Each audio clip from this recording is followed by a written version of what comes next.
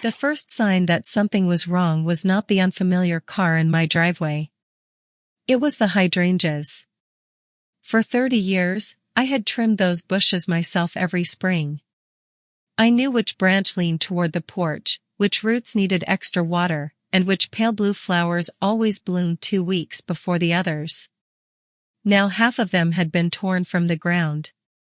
In their place stood 3 black planters filled with stiff white orchids, the kind people buy when they want a house to look expensive instead of loved.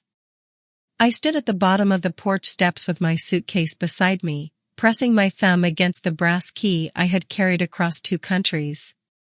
Then I tried the lock. It did not turn. I tried again.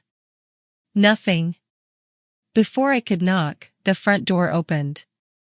And the man standing inside my retirement home was the same man who had spent 4 years of high school teaching me how humiliation could follow a person long after the laughter stopped. Graham Vale looked older, of course. But not kinder. He rested one hand against my doorframe and smiled as though he had been waiting 39 years for this moment. "Evelyn," he said. "Nobody told you?" He lifted a folder from the hall table. Inside was the deed to my house. At the bottom of the final page was my son's signature. My son had not simply sold my home while I was overseas.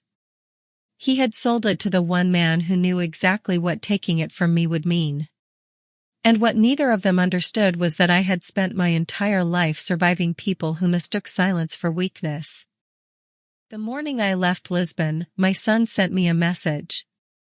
"Have a safe flight, Mom. Call when you land." There was a red heart beneath it. I stared at that message several times during the journey home. At the airport. During the layover. Even while the plane descended through a layer of gray Carolina clouds. I had been gone for 11 weeks, helping my older sister recover from hip surgery. It was the longest I had been away since retiring from Mercer Industrial Supply, the company I had spent 3 decades helping build from a rented warehouse into a regional operation. The trip had exhausted me. I was 67, not fragile, but no longer interested in pretending that overnight flights did not leave their mark. My ankles were swollen. My back ached. All I wanted was a hot shower, my own bed, and the quiet comfort of the house I had spent half my life creating. I had planned every part of that home carefully. The wide kitchen counters for the day my hands became less steady. The downstairs bedroom and case stairs became difficult. The reading window facing east, so the morning sun would fall across the chair where my husband, Thomas, used to drink his coffee. Thomas had died 6 years earlier. After the funeral, people kept telling me the house must feel too large. It never did. His absence was large. The house simply knew how to hold it. The taxi turned onto Willow Lane shortly after 4 in the afternoon. Rain had passed through earlier, leaving the pavement dark and reflective. The neighborhood looked almost exactly as I remembered it, trim lawns, brick mailboxes, porch lights beginning to glow beneath the cloudy sky. Then we reached number 14. My home. Except it no longer looked like mine. A silver luxury sedan occupied the driveway. The wooden bench Thomas had built had disappeared from the porch. The blue ceramic birdbath near the maple tree was gone. Even the curtains had been changed. I felt a small tightening beneath my ribs. Not fear. Not yet. Just the body's quiet warning that the mind has missed something important. "Here we are," the driver said. I did not move. For a few seconds, I watched rainwater slide down the window and distort the house into trembling lines. "Ma'am?" "Yes." I forced my hand toward the door handle. "This is it." The driver placed my suitcase on the curb and pulled away. I stood alone beneath the weak afternoon light, listening to the soft ticking of water falling from the maple leaves. There was no moving truck. No contractor's van. Nothing that suggested an emergency. Just a house wearing someone else's taste. I walked toward the porch. That was when I noticed the hydrangeas. Thomas had planted them during our first summer there. The soil had been stubborn, full of stones and clay, and he had spent an entire Saturday arguing with the ground. "You can't reason with dirt," I had told him. "You can't reason with me either," he had replied. I could still see him kneeling there, his shirt dark with sweat, smiling up at me. Now the flowers were gone. Something inside me went very still. I took out my key. The lock rejected it. I checked the number above the door even though I knew where I was. 14. My house. My porch. My key. I tried the lock a second time, then pressed the doorbell. Footsteps approached from inside. Slow footsteps. Unhurried. The door opened halfway. Graham Vale stood on the other side. For a moment, neither of us spoke. Age had thickened his waist and silvered the hair above his ears, but his face had retained the same polished confidence. He wore a pale linen shirt with the sleeves folded neatly at the forearms. A watch gleamed at his wrist. Behind him, I could see my entrance hall. My family photographs were gone. A large abstract painting hung where Thomas and I had once displayed our wedding portrait. Graham's eyes moved over my travel-worn clothes, my damp hair, and the suitcase beside me. The smile arrived slowly. "Evelyn Mercer," he said. "I thought that was you." Hearing my full name in his voice brought back a smell I had not remembered in years. Floor wax. Chalk dust. The hot metal scent of school lockers. At 17, Graham had learned that humiliation was most effective when delivered softly. He had never shouted insults across hallways. He whispered them when teachers turned away. He spread rumors with a concerned expression. He once convinced half our class that my father had been arrested, when in reality my father had been hospitalized after a factory accident. When I confronted him, Graham had smiled and said, "People believe what fits." That sentence stayed with me longer than any insult. People believe what fits. And back then, the shy scholarship girl with second-hand clothes fit whatever story he chose to tell. I looked past him into my home. "What are you doing here?" Graham raised his eyebrows. "Living. This is my house." His smile did not disappear, but it changed. It became almost sympathetic. The expression people use before delivering news they expect to enjoy more than you will. "Oh," he said. "Nobody told you?" My fingers tightened around the handle of my suitcase. "Told me what?" He opened the door wider. I saw unfamiliar shoes arranged beneath my antique console table. A crystal tumbler sat on the wood without a coaster. The air smelled of fresh paint and expensive cologne. Graham reached toward a folder lying beside the tumbler. "I purchased the property 7 weeks ago." I stared at him. "No." He opened the folder. "I assure you, the county recorder disagrees." He held out several pages. At first, the words refused to settle into meaning. Warranty deed. Transfer of ownership. Consideration received. The address was correct. The parcel number was correct. The sale price was much lower than the home's market value. And near the bottom was a signature I recognized immediately. Daniel Mercer. My son. The letters slanted forward with the same hurried confidence they had carried since he was 15. I read the page twice. Then a third time. Graham leaned against the doorframe. "Daniel said you were simplifying your affairs." I looked up. "My son does not own this property." He had legal authority. No. He did not. Graham tapped one page with his finger. Durable power of attorney. My throat tightened. I had signed that document 2 years earlier, before minor surgery. Daniel had sat beside my hospital bed and complained that the vending machine coffee tasted like burnt plastic. I had laughed while signing the forms because the procedure was routine, and because I trusted him. The document gave him authority to manage my affairs if I became incapacitated. I had revoked it afterward. At least, I thought I had.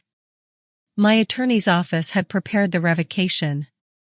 But had the county received it? Had the bank? Had every copy been destroyed? The questions arrived one after another, sharp and orderly. Shock did not make me scream. It made me inventory. The deed. The sale date. The price. The authority claimed. The buyer. The son who had sent me a heart that morning. This transaction is fraudulent, I said. Graham gave a small shrug. That sounds like something for attorneys. You knew this was my home. I knew it belonged to the Mercer family. You knew. For the first time, his smile weakened. Only slightly. I knew you lived here. You stood in this house 20 years ago at Thomas's retirement dinner. That was a long time ago. You drank champagne in my dining room. And now I own the dining room. The words were quiet. Almost casual. But there it was. The boy from the hallway. The whisper delivered when no teacher was listening. I studied him. People often reveal themselves when they believe they have already won. Their posture loosens. Their language becomes careless. The mask grows heavy because they no longer think they need it. Graham believed the deed had settled everything. He believed I was a tired widow standing on a wet porch with nowhere to go. He wanted me to raise my voice. He wanted tears. Perhaps he wanted neighbors to look through their curtains and see Evelyn Mercer being removed from her own home. So I did the one thing he had never known how to handle. I denied him the performance. May I come inside? I asked. His forehead creased. This is private property. My medication is upstairs. That was not entirely true. Most of it was in my carry-on. But my passport file, Thomas's letters, and several financial records were inside the study safe. Graham hesitated. Not from compassion. Calculation. He stepped aside. 5 minutes. I entered my home like a visitor. The floorboards still creaked near the staircase. The grandfather clock still stood in the living room, although it had stopped at 12:17. Most of my furniture remained, but it had been rearranged. Family pieces were pushed into corners while Graham's newer belongings occupied the center of each room. It was not only possession. It was erasure. I walked past the dining room and saw that Thomas's chair had been moved near the back door. A cardboard box sat on its seat. I stopped. Graham followed my gaze. We haven't decided what to keep. We. I turned toward him. Who is we? Before he could answer, a woman appeared at the top of the staircase wearing a cream sweater and holding a paint sample. She was perhaps 45, elegant in the carefully maintained way that suggests appointments rather than genetics. Graham, she called. Is everything all right? Then she saw me. He gestured vaguely. This is the previous resident. Not owner. Not Evelyn. Not even Daniel's mother. The previous resident. The woman offered an uncertain smile. Oh. I'm sorry. We were told the property had been cleared. It hasn't, I said. Graham's jaw tightened. Evelyn is collecting a few personal items. The woman glanced between us and seemed to understand that she had entered a room full of history she did not want explained. "I'll be upstairs," she said. As her footsteps retreated, I noticed a set of renovation plans spread across the dining table. One section had been marked in red. Remove interior wall. Expand entertaining area. The wall they planned to remove was the one where Thomas had measured Daniel's height every birthday until he turned 18. Pencil lines still hid behind the framed landscape painting. Or had hidden there. I walked closer. The painting was gone. The marks had been painted over. I placed one hand on the back of a chair. Not because I felt weak. Because I did not trust myself to move without breaking something that belonged to me. "You should call your son," Graham said. "I intend to." He seemed certain you approved. That was the first lie that interested me. Not because I believed it. Because Graham wanted distance from Daniel's actions. He had mocked me at the door, but now that I was inside, looking closely, he was beginning to protect himself. "You paid $680,000, I said. "That is what the document says. The house was appraised last year at $940. Your son wanted a fast sale. And you did not find that unusual?" "I found it advantageous." His honesty surprised me. Perhaps arrogance had simply made caution unnecessary. I looked toward the security panel near the kitchen. A small green light blinked above the keypad. New system. Likely recording. So I chose my next words carefully. "Did Daniel tell you the power of attorney had been revoked?" Graham's expression did not change. But his left thumb rubbed once across the edge of his watch. A tiny movement. There and gone. "No," he said. "Did you ask?" "I relied on the closing attorney." "Which attorney?" "You can obtain that information through the proper channels." "Of course." I nodded. Then I walked upstairs. Graham followed at a distance. The hallway smelled of primer.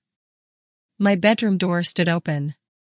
My bed remained against the far wall, stripped of its linen. Several of my dresses had been placed in clear plastic bags. My shoes filled 2 packing boxes. Someone had handled every object I owned. My wedding photograph lay face down on the dresser. That hurt more than the deed. Paper can be forged. Records can be corrected. But someone had entered the private geography of my life and decided it was clutter. I turned the photograph upright. Thomas looked back at me from a summer afternoon in 1982, one hand resting around my waist, his smile crooked because the sun was in his eyes. For one reckless second, I wished he were there. Not to rescue me. Thomas had never rescued me. He had simply stood beside me in ways that made the world feel less dishonest. I slipped the photograph into my bag. Then I opened the study closet. The safe was missing. I stared at the empty space. "Where is it?" Graham remained in the doorway. "Where is what?" "The steel document safe. Daniel removed several valuables before closing." My breath slowed. "What valuables?" "You'll have to ask him." I turned fully toward Graham. "What did my son give you?" "Only what was included in the sale." "That is not what I asked." His face hardened. The softness disappeared. "Your 5 minutes are over." There was a time when that tone would have transported me back to a school corridor. A time when Graham's confidence could make me question facts I had witnessed with my own eyes. But age gives certain gifts. One of them is recognizing an old weapon after it has gone blunt. I picked up my suitcase. As I passed him, I said, "You should not renovate yet." He gave a brief laugh. "Is that a threat?" "No. I looked directly at him. It is free advice. I called Daniel from the sidewalk. He answered on the fourth ring. Mom? Noise filled the background, voices, glasses, music. He was somewhere crowded. For a moment, neither of us spoke. Then he said, too brightly, you landed. Yes. How was the flight? My key does not work.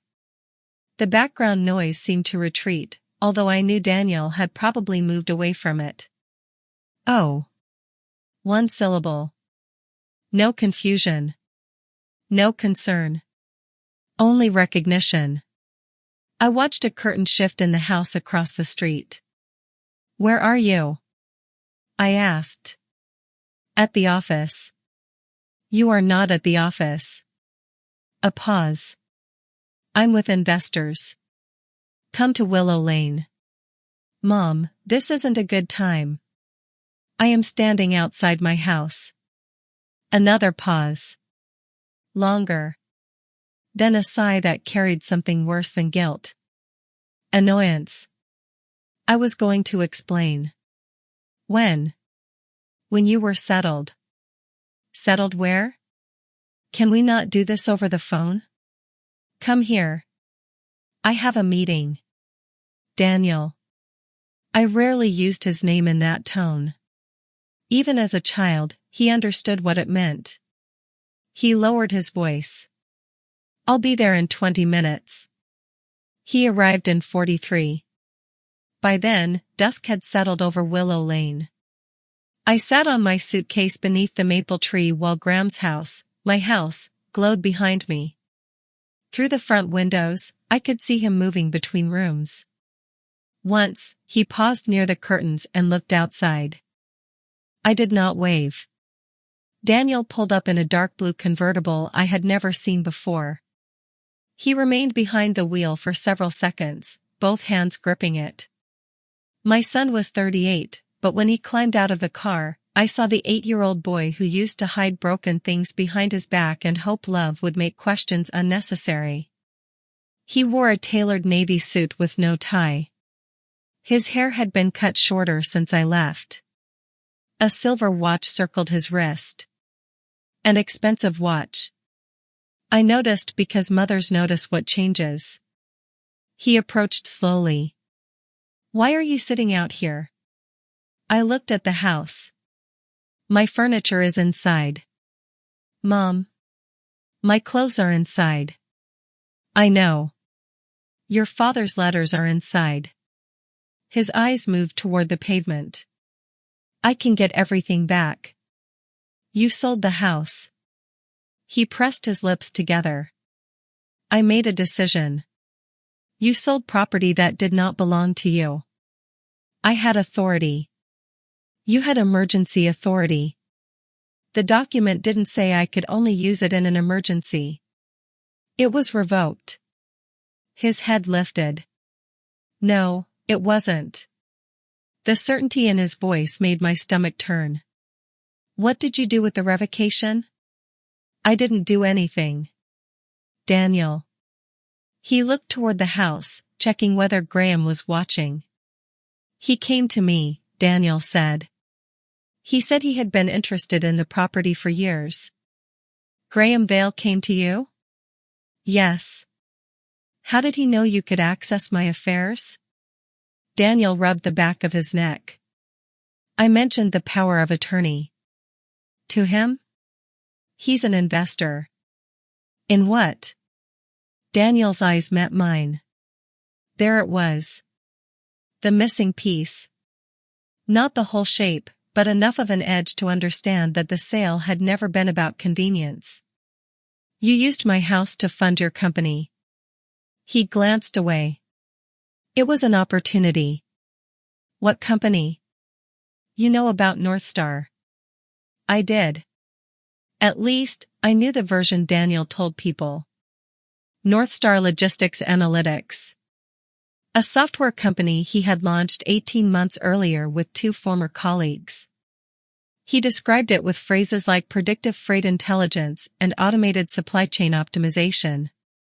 Whenever I asked what the product actually did, his explanation became longer and less clear. I had invested nothing. Not because I did not believe in my son. Because I did not believe in businesses whose founders could not describe their customers in one sentence. You told me Northstar was fully funded, I said. It was. Was? We had a timing issue. How much? Daniel shoved his hands into his pockets. It's complicated.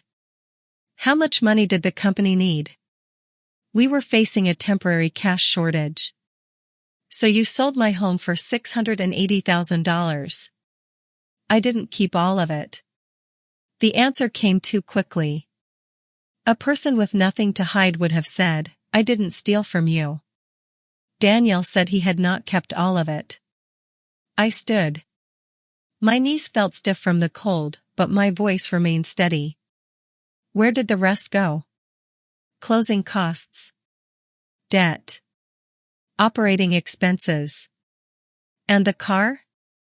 His face flushed. It's leased. Using whose money? Mom, stop treating me like a criminal. I looked at him for a long moment. What would you call a man who sells his mother's home without telling her? His mouth opened. Then closed. A porch light switched on across the street. Daniel lowered his voice. You weren't using it. I felt something inside me tear so quietly that no one else could have heard it.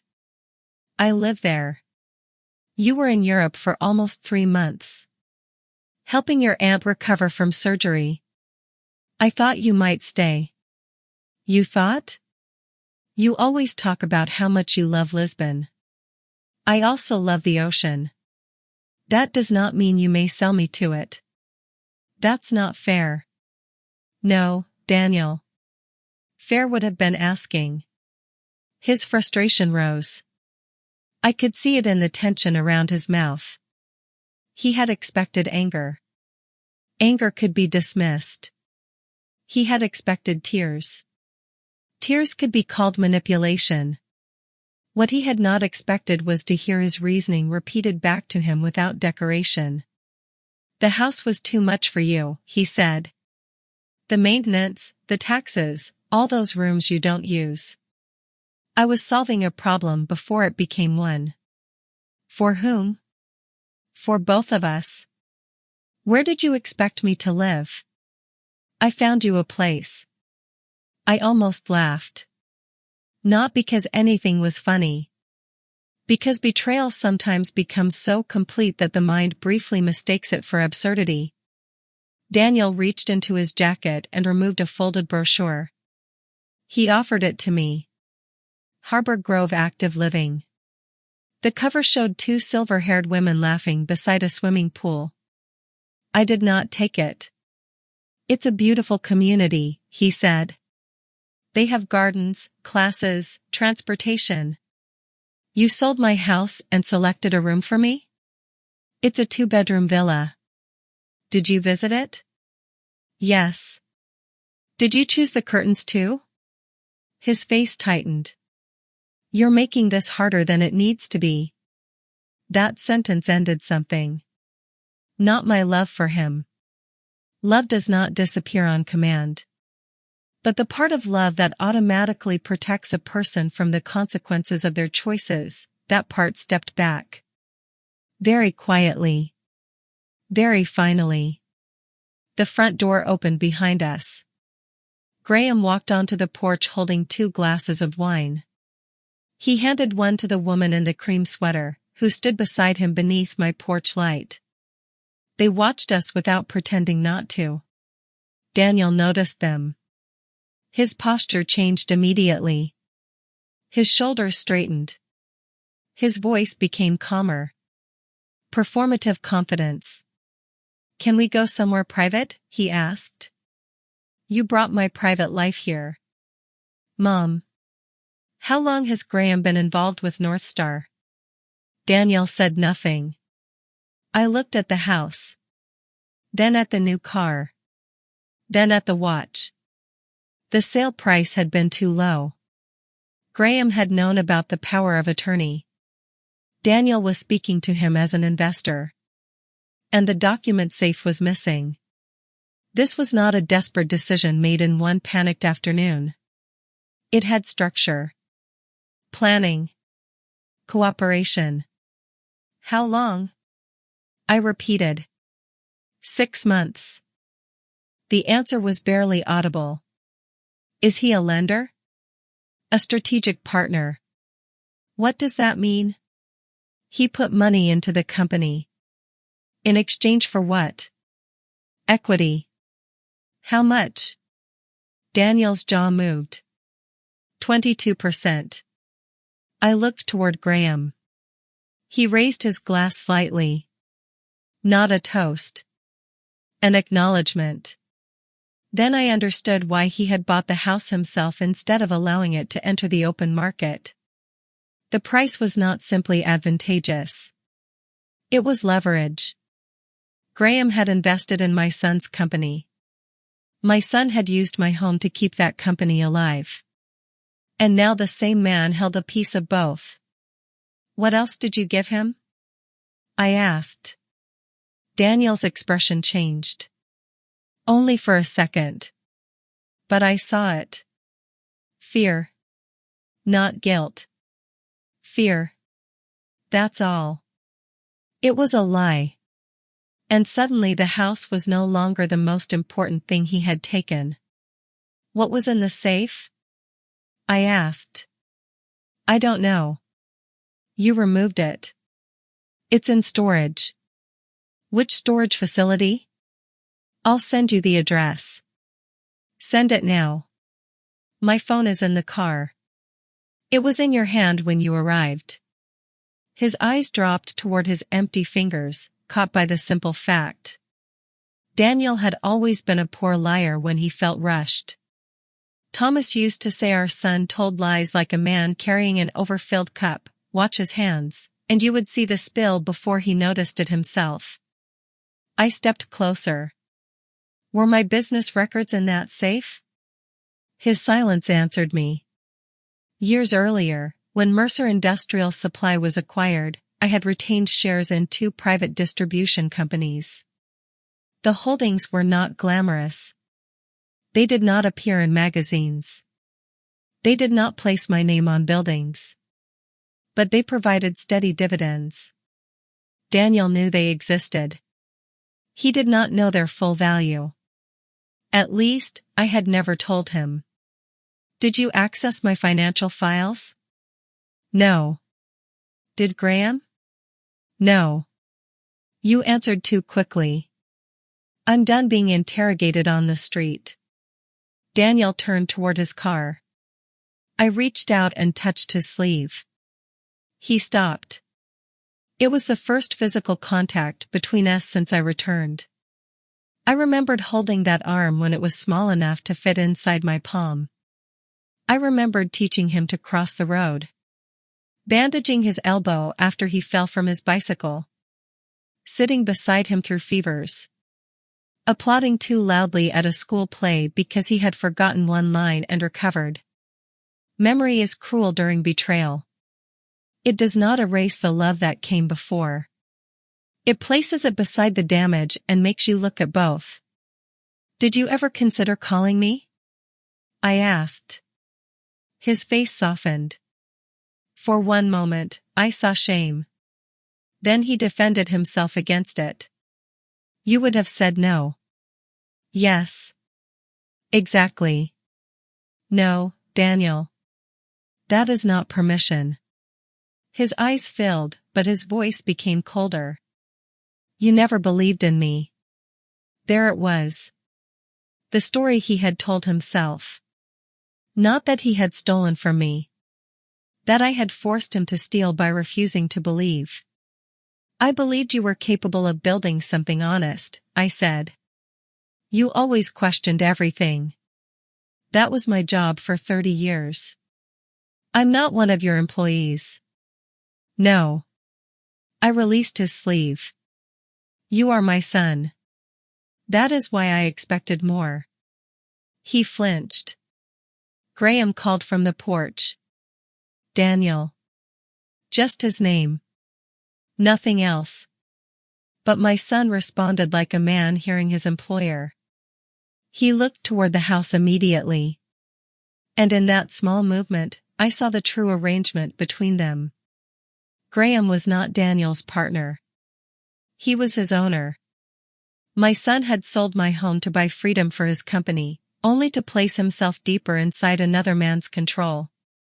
For the first time that evening, I felt something beside grief. Clarity. Daniel exhaled. Look, I'll fix this. How? Give me a few weeks. The deed has already transferred. I'll buy the house back. With what money? We have a merger being discussed. What merger? I can't discuss it.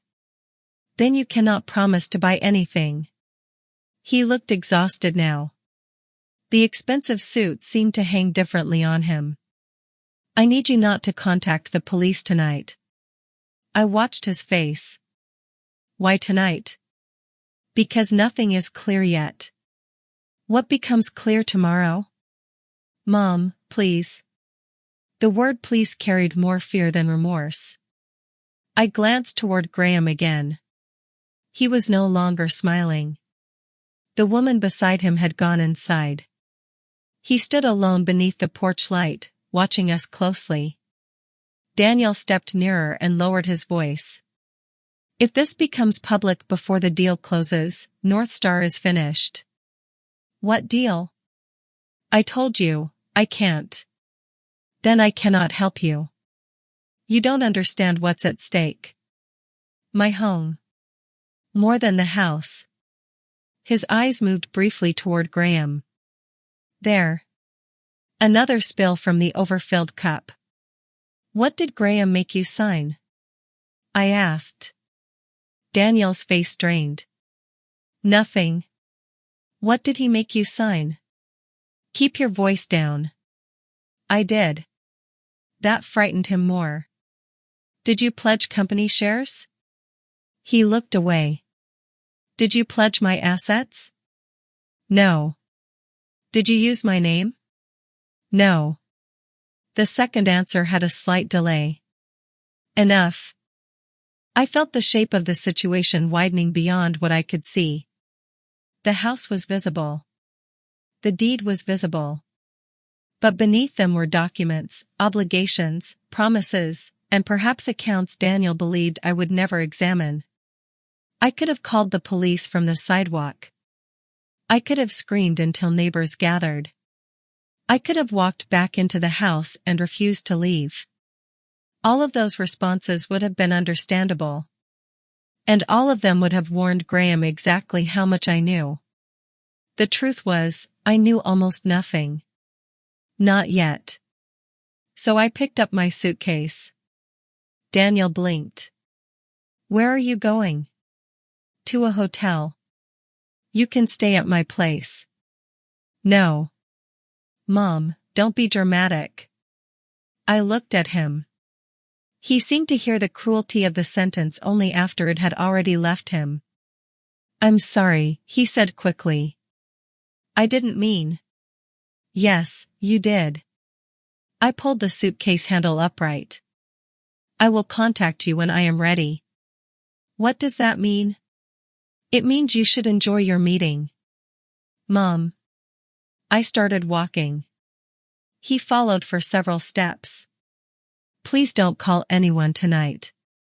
I stopped beneath the street lamp. Rainwater shone along the curb like a thin strip of glass. When you were 12, I said, you took $40 from my purse. Daniel frowned, confused by the memory. You denied it for 3 days. Then your father found the money beneath your mattress. What does that have to do with anything? Do you remember what I told you? No. I told you the theft disappointed me. But the 3 days you allowed me to doubt my own judgment frightened me. He looked down. I was a child. Yes. I studied the man standing before me. What is your excuse now? He had no answer. I walked away from him. This time, he did not follow. The hotel was 12 miles from Willow Lane. The room smelled faintly of bleach and artificial lemon. A small air conditioning unit rattled beneath the window. The framed photograph above the bed showed a beach so perfect it had probably never existed. I placed my suitcase beside the desk. Then I sat on the edge of the mattress and listened to the silence. For the first time since arriving, there was no one watching me. No Graham waiting for tears. No Daniel rearranging reality until his choices resembled necessity. Only me. And the woman in the dark reflection of the television screen. She looked older than she had that morning. Not weaker. Just altered. I removed my shoes. Inside my handbag, my phone displayed 7 missed calls from Daniel. There were 3 messages. Please call me. We can fix this privately. And finally, do not speak to anyone from Mercer Industrial until I explain. I read the last message twice. Then I opened my contacts. I did not call the police. I did not call Daniel. I called Miriam Holt. Miriam had been general counsel at Mercer Industrial Supply during the final 11 years of my career. She had retired to Asheville, where she grew tomatoes, disliked almost everyone, and answered her phone after midnight because she believed emergencies were usually more honest than scheduled meetings. She picked up on the second ring. Evelyn? I need a property attorney, a forensic accountant, and someone who understands private company acquisitions. There was a brief silence. Then the sound of a lamp clicking on. What happened? My son sold my house. Miriam inhaled slowly. Did you say your son? Yes. Do you want me to ask whether you are certain? No. Good. I wasn't going to. I looked at Daniel's final message again. Do not speak to anyone from Mercer Industrial. Miriam, I said, have you heard of Northstar Logistics Analytics? Another silence. This one felt different. Not surprise. Recognition. Why are you asking? My son owns it. I know. I sat straighter. How do you know? Miriam did not answer immediately. When she finally spoke, her voice had lost its sleepy roughness. Evelyn, Northstar approached 2 companies connected to your old portfolio last month. For what? Access. To what? Distribution data. Vendor contracts. Freight pricing. Customer routes. My hand tightened around the phone. Did they receive it? Not from us. Who represented Northstar? A man named Graham Vale. The hotel room seemed to narrow around me. Outside, headlights moved across the curtains and vanished. Miriam, I whispered, Graham Vale just bought my house. She did not ask another question. Instead, I heard a drawer open, papers moving, and the sharp click of a pen. Do not call your son again, she said. I wasn't planning to. Do not send messages. Do not threaten legal action. Do not tell either of them what you know. What do I know? Not enough. That answer settled inside me with perfect weight. Not enough. My grief was real. My anger was real. But neither emotion was evidence. And if Daniel had used my identity, financial records, or business connections to support Northstar, then confronting him before I understood the structure would only teach him where to hide the damage. Miriam continued. Can you access your bank accounts? I believe so. Check now. I opened my banking application. The primary accounts appeared normal. Then I noticed a new linked profile beneath the investments section. Mercer Family Holdings, authorized user updated. The update date was 8 weeks earlier. 3 days before my house was sold. My mouth went dry. Miriam. What? Daniel changed the authorized user settings on one of the holding accounts. Can he withdraw funds? I don't know. Take screenshots. Do not click anything else. I followed her instructions. My hands were steady now. That surprised me. Perhaps the body understands when panic has become a luxury. Miriam gave me the name of a secure document service and asked me to upload every file I had carried from Lisbon. Then she said something I did not fully understand until much later.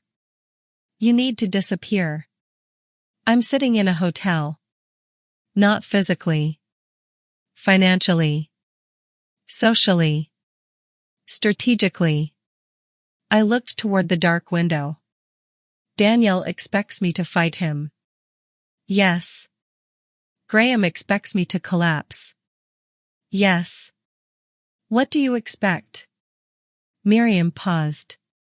I expect you to remember who trained half the executives those men are trying to impress. For the first time that night, I almost smiled. It was not happiness. It was recognition. They had looked at my age and seen retirement. They had looked at my silence and seen surrender. They had looked at a mother and assumed love had made her harmless. They had forgotten that before Daniel ever called me Mom, hundreds of employees had called me Mrs. Mercer. And before Graham Vale walked into my home carrying a deed, I had spent 30 years learning exactly how unstable companies behave when they are hiding something. At 11:47 that night, Daniel sent one final message. Please don't destroy everything I've built. I stared at the words until the screen dimmed. Then I typed a response. I won't. I did not send it. Because the truth was, I had no intention of destroying what my son had built. First, I needed to discover whether he had built anything at all. And by sunrise, I had made a decision that neither Daniel nor Graham would understand until it was too late. I would not sue immediately. I would not demand my house back. I would not warn them. I would let them believe I had gone quiet because I was ashamed. Then I would follow every signature. Every transfer. Every hidden agreement. And once I understood why a failing software company needed my home, my records, and the man who had tormented me since high school, I would decide exactly how much of their future they still deserved to keep. Before we continue, tell me in the comments, could you stay silent after discovering that your own child had sold your home, or would you confront them immediately? Because what I discovered next made the stolen house look like the smallest part of the betrayal. By 8 the next morning, my son had called 11 times. I answered none of them. Instead, I sat beside the hotel window with a paper cup of coffee cooling between my hands and watched delivery trucks move through the wet streets below. The city was waking up. People carried umbrellas into office buildings. A woman in red shoes hurried across the intersection with one hand pressed over her hair. A sanitation worker dragged black bags toward the curb while a bus sighed at the traffic light. Ordinary movement. Ordinary lives. Only 24 hours earlier, I had believed I would wake in my own bed, open the curtains Thomas had chosen, and complain quietly about the weeds near the back fence. Now my life had been reduced to a suitcase, a hotel key card, and several screenshots showing that my son had reached into financial accounts he had no right to touch. I should have felt unmoored. Instead, I felt focused. Grief makes the world blurry. Evidence brings the edges back. At 9:15, Miriam called. I have a team, she said. What kind of team? The kind that charges too much and sleeps too little. I heard a car door close in the background. You're driving? I'm coming to you. Miriam, Asheville is 2 hours away. Not the way I drive. That is not reassuring. It wasn't intended to be. The line went quiet for a moment. Then her voice softened. How are you? The question nearly broke through the structure I had built around myself. Not because I did not know the answer. Because I did. I keep remembering small things, I said. Such as? Daniel used to leave the hallway light on when he was afraid of storms. Thomas would turn it off, and I would turn it back on after he went to sleep. Miriam did not rush to fill the silence. That was one reason I trusted her. Most people become uncomfortable when pain enters a conversation. They try to cover it with advice, anger, or reassurance. Miriam simply allowed it to exist. I remember him being good, I continued. That is the difficult part. He may still have good in him. That does not make what he did less criminal. No. And it does not make me love him less. No. I looked at my reflection in the window. Those two truths do not fit comfortably together. They rarely do. Miriam arrived shortly before noon wearing a charcoal suit beneath a tan raincoat, her silver hair pulled into the same practical knot she had worn during board meetings 20 years earlier. She carried 2 leather bags and a cardboard box of pastries. When I opened the door, she looked at me once and said, "You look terrible." "You drove 2 hours to insult me?" "I drove 2 hours because you would forget to eat." She stepped inside, placed the box on the desk, and wrapped both arms around me. The embrace lasted only a few seconds. It was enough. Then she became a lawyer again. "We are moving you. I already paid for 3 nights. This hotel uses your personal credit card. So, Daniel may have access to the transaction history." My stomach tightened. "You think he is watching my accounts?" "I think we do not yet know what he can see." She opened one leather bag and removed a slim laptop, 3 file folders, and a prepaid mobile phone still sealed in plastic. "You will use cash where possible. You will stop posting online. You will not contact mutual friends. You will not visit the house." "I have no intention of visiting the house." "Good. I do intend to get my belongings. Later. My husband's letters are inside." Her expression softened, but only slightly. "Then we will recover them properly." I knew she was right. That did not make leaving them there easier. We moved to a small furnished apartment above a florist shop on the older side of town. It belonged to Miriam's former paralegal, who was spending the summer in Vermont.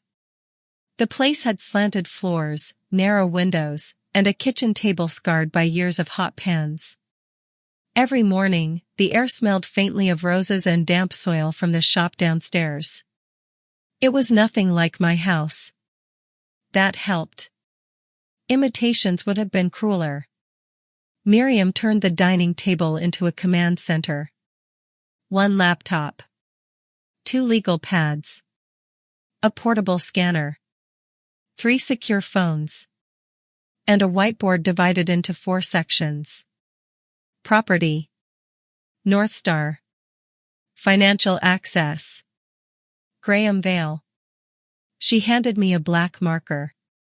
"Start with what you know." I stood before the board. My home was transferred 7 weeks ago. I wrote the date. Daniel used the power of attorney. Allegedly. I added a question mark. The price was $260,000 below the last appraisal. Miriam nodded. "Good. Graham purchased it. Personally or through an entity?" "The deed listed Vale Residential Holdings." She stopped writing. "You did not mention that." I was reading quickly. Vale Residential is not personal ownership. What difference does it make? It means he expected insulation. From what? That is what we need to learn. The forensic accountant arrived at 2:30. Her name was Leah Chen. She was 42, soft-spoken, and carried no briefcase. Only a tablet and a canvas bag with a torn strap. She looked more like someone arriving to teach a university seminar than someone who spent her career finding money people had tried to hide. Leah shook my hand. "I'm sorry we're meeting under these circumstances. Thank you for coming." Miriam said urgency mattered more than comfort. Miriam says that about everything. Miriam did not look up from her laptop. Because I am usually correct. Leah sat across from me and opened the tablet. "I need you to understand something before we begin. We are not investigating your son because we believe he is guilty of every possible offense. I understand. We are testing what happened against records. I understand that too. And if we find something that helps him, we preserve it." Miriam finally looked up. That is why I hired her. I respected Leah immediately. People who begin an investigation with a conclusion are not looking for truth. They are looking for decoration. For 3 hours, we rebuilt the previous 6 months of my financial life. Bank statements. Investment notifications. Tax records. Digital signatures. Security alerts. Most of it looked ordinary. Then Leah found the first irregularity. "Mrs. Mercer, did you authorize a new mailing address for Mercer Family Holdings?" "No." She turned the tablet toward me. The address belonged to a private mailbox service near Daniel's office. The change had been submitted 4 months earlier. 2 days after I told Daniel I would be traveling to Lisbon. "Did you receive a confirmation letter?" Leah asked. "No. It would have been mailed to your home." "My home." "Where Daniel knew I would not be." Miriam wrote the date on the whiteboard. "Was the address changed back?" "Yes," Leah said. 6 weeks later. "Why would he reverse it?" I asked. Leah enlarged another section of the record. "Because during those 6 weeks, someone requested duplicate statements, ownership confirmations, and dividend histories." "Why?" "To prove asset value." The room became very quiet. "Prove it to whom?" I asked. "We do not know yet." She continued scrolling. "Your account itself was not emptied. No money was transferred." Relief rose for half a second. Then Leah added, "But the documents could have been used to support a personal guarantee, loan application, investment pitch, or collateral representation." "Without my signature?" "With a copied signature, digital authorization, or a claim that the power of attorney permitted it." I looked at the whiteboard. The house had not been the beginning. It had been the first thing I noticed. At 6 that evening, Miriam ordered soup from the restaurant downstairs. None of us ate much. Leah had begun mapping transfers related to the house sale. The closing proceeds did not go directly to Northstar. They moved first into an account belonging to a company called Elm Row Consulting. "Who owns it?" I asked. "We are checking," Leah said. "Why would the money move through a consulting firm?" "Possible tax planning. Possible debt repayment. Possible concealment." Miriam pointed toward the transaction. "How long did it remain there?" 36 hours. Then? 400,000 went to Northstar Logistics Analytics. "And the remainder?" Leah looked at me before answering. 120,000 went to Vale Capital Advisory. "Graham." I sat back. "What was the payment description?" "Strategic restructuring fee." Miriam gave a humorless laugh. "Of course it was. What does that mean?" It means Graham took a substantial payment from the proceeds of your house while presenting himself as the company's rescuer. Could it be legitimate? Leah nodded. It could. But you do not think it is. I think the timing deserves explanation. The remaining money had gone toward debts, payroll, legal fees, and the deposit on Daniel's leased car. That final payment was only $14,000. A small amount compared with everything else. Yet it hurt in a different way. It was not survival. It was image. My son had driven toward me in a car purchased with the fragments of my home and asked me not to embarrass him. The next morning, I called my bank from the secure phone. We froze every authorization connected to the old power of attorney. We added verbal passwords. We placed alerts on all holding accounts. We did not accuse Daniel directly. We described the activity as suspected unauthorized access. Miriam insisted on that distinction. Once you accuse him, the institution's legal department will begin protecting itself, she explained. For now, we want cooperation, not defense. At 10, my personal attorney confirmed that the revocation document had been signed and notarized 2 years earlier. But the original filing had never reached the county clerk. Why not? I asked. There was a long silence. We sent it to your son for delivery, he said. My fingers tightened around the phone. You sent the original legal revocation to the person being removed? He offered to handle the filing. And you allowed that? At the time, there was no indication of conflict. Conflict is the reason revocations exist. He apologized 3 times. None of the apologies changed the record. Daniel had received the document that removed his authority. And the document had vanished. That transformed the house sale from a possible misunderstanding into something far more deliberate. He had known. He had always known. Daniel continued calling. His messages changed each day. At first, they were urgent. We need to talk before lawyers get involved. Then reassuring. Graham says the transfer can eventually be reversed. Then frustrated. Ignoring me is not helping anyone. Then wounded. I cannot believe you would shut out your own son. On the 4th day, they became angry. You froze the accounts. Do you understand what you just did? Northstar has investors. People could lose their jobs. Priya stirred her coffee without drinking it. There was a presentation. One slide showed your photograph. I went still. What photograph? You were standing beside a warehouse sign. Maybe at a retirement event. I remembered the image. It had been taken on my final day at Mercer Industrial.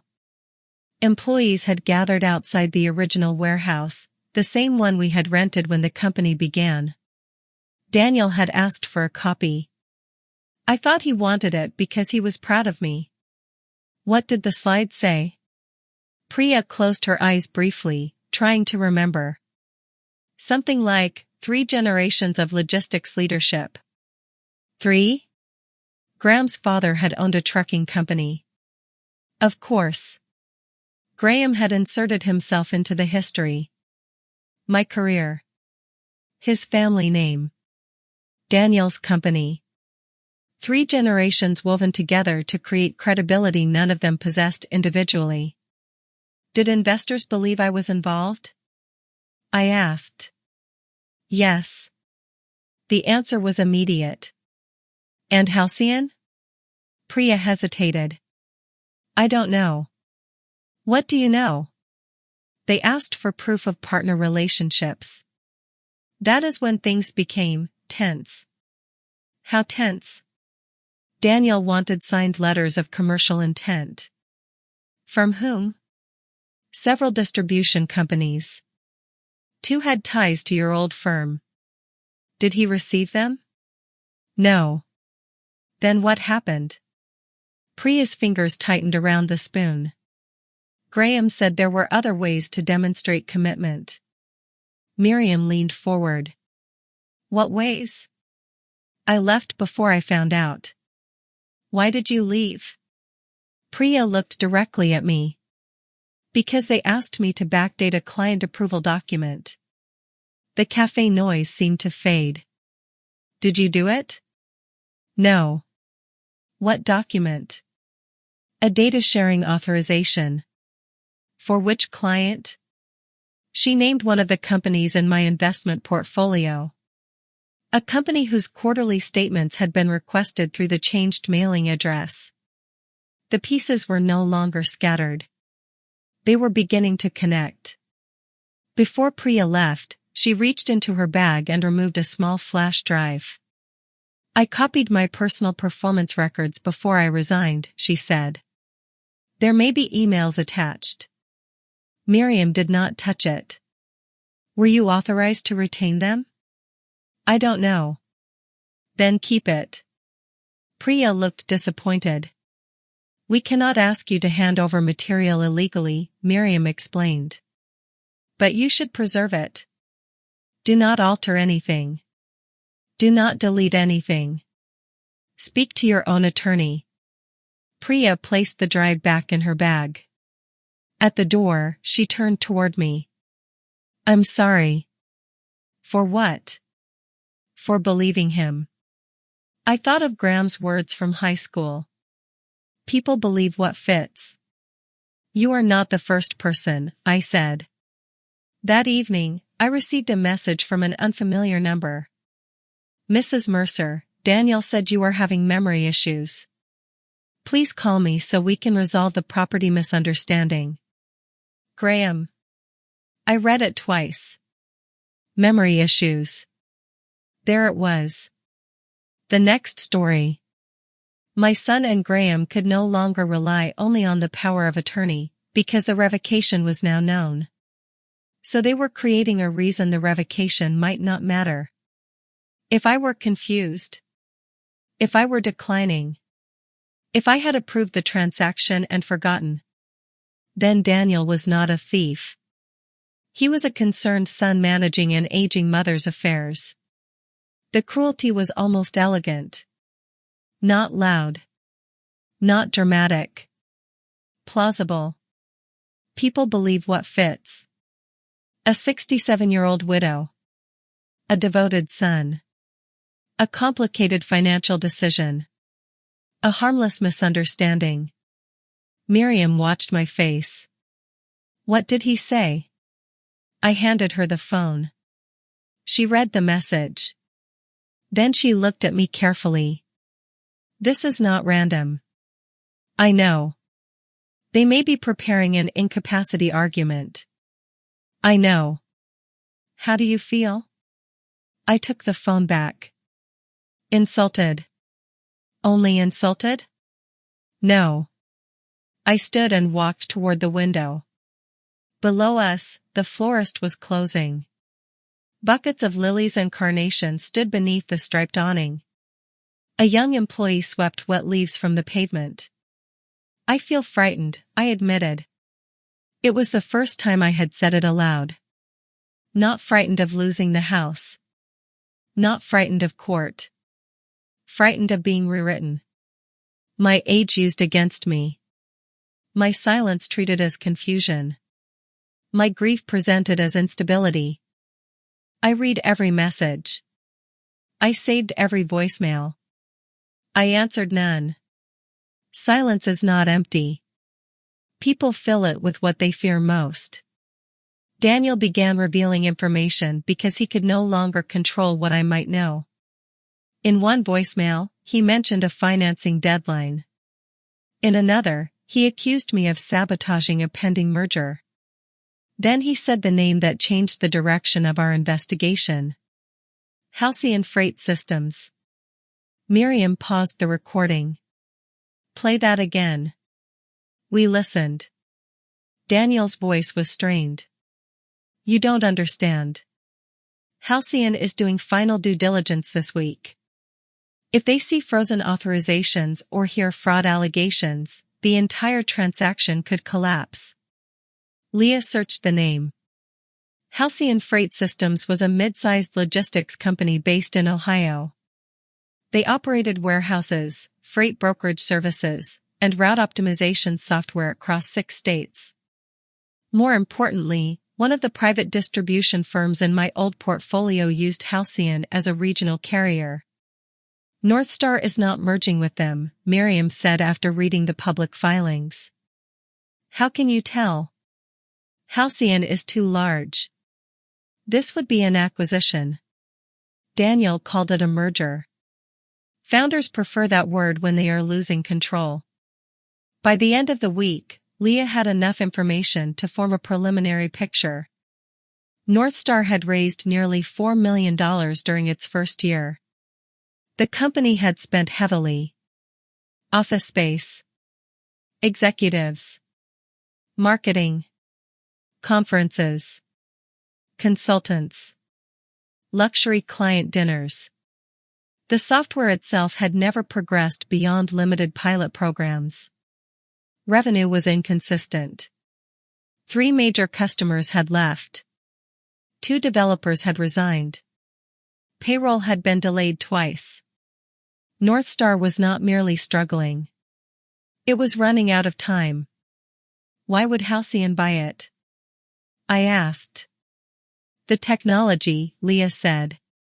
Is it valuable? Possibly. Possibly does not sound like $4 million. The more valuable asset may be the relationships Northstar claims to have. My old relationships. My portfolio companies. My business history. My name. Daniel had not only taken the house. He had packaged my professional life as part of his company's value. We arranged a meeting with a former Northstar employee. Her name was Priya Desai. She had served as Director of Client Integration for 9 months before resigning. We met at a quiet cafe 40 miles outside the city. Rain tapped against the windows while an espresso machine hissed behind the counter. Priya arrived wearing jeans, a green rain jacket, and the exhausted expression of someone who had spent too long doubting her own judgment. She did not know who I was when she sat down. Miriam introduced us carefully. This is Evelyn Mercer. Priya froze. Her eyes widened. Daniel's mother? Yes. She looked toward the cafe entrance. Does he know I'm here? No. Does Graham? No. She folded her hands around her coffee cup. I signed a non-disclosure agreement.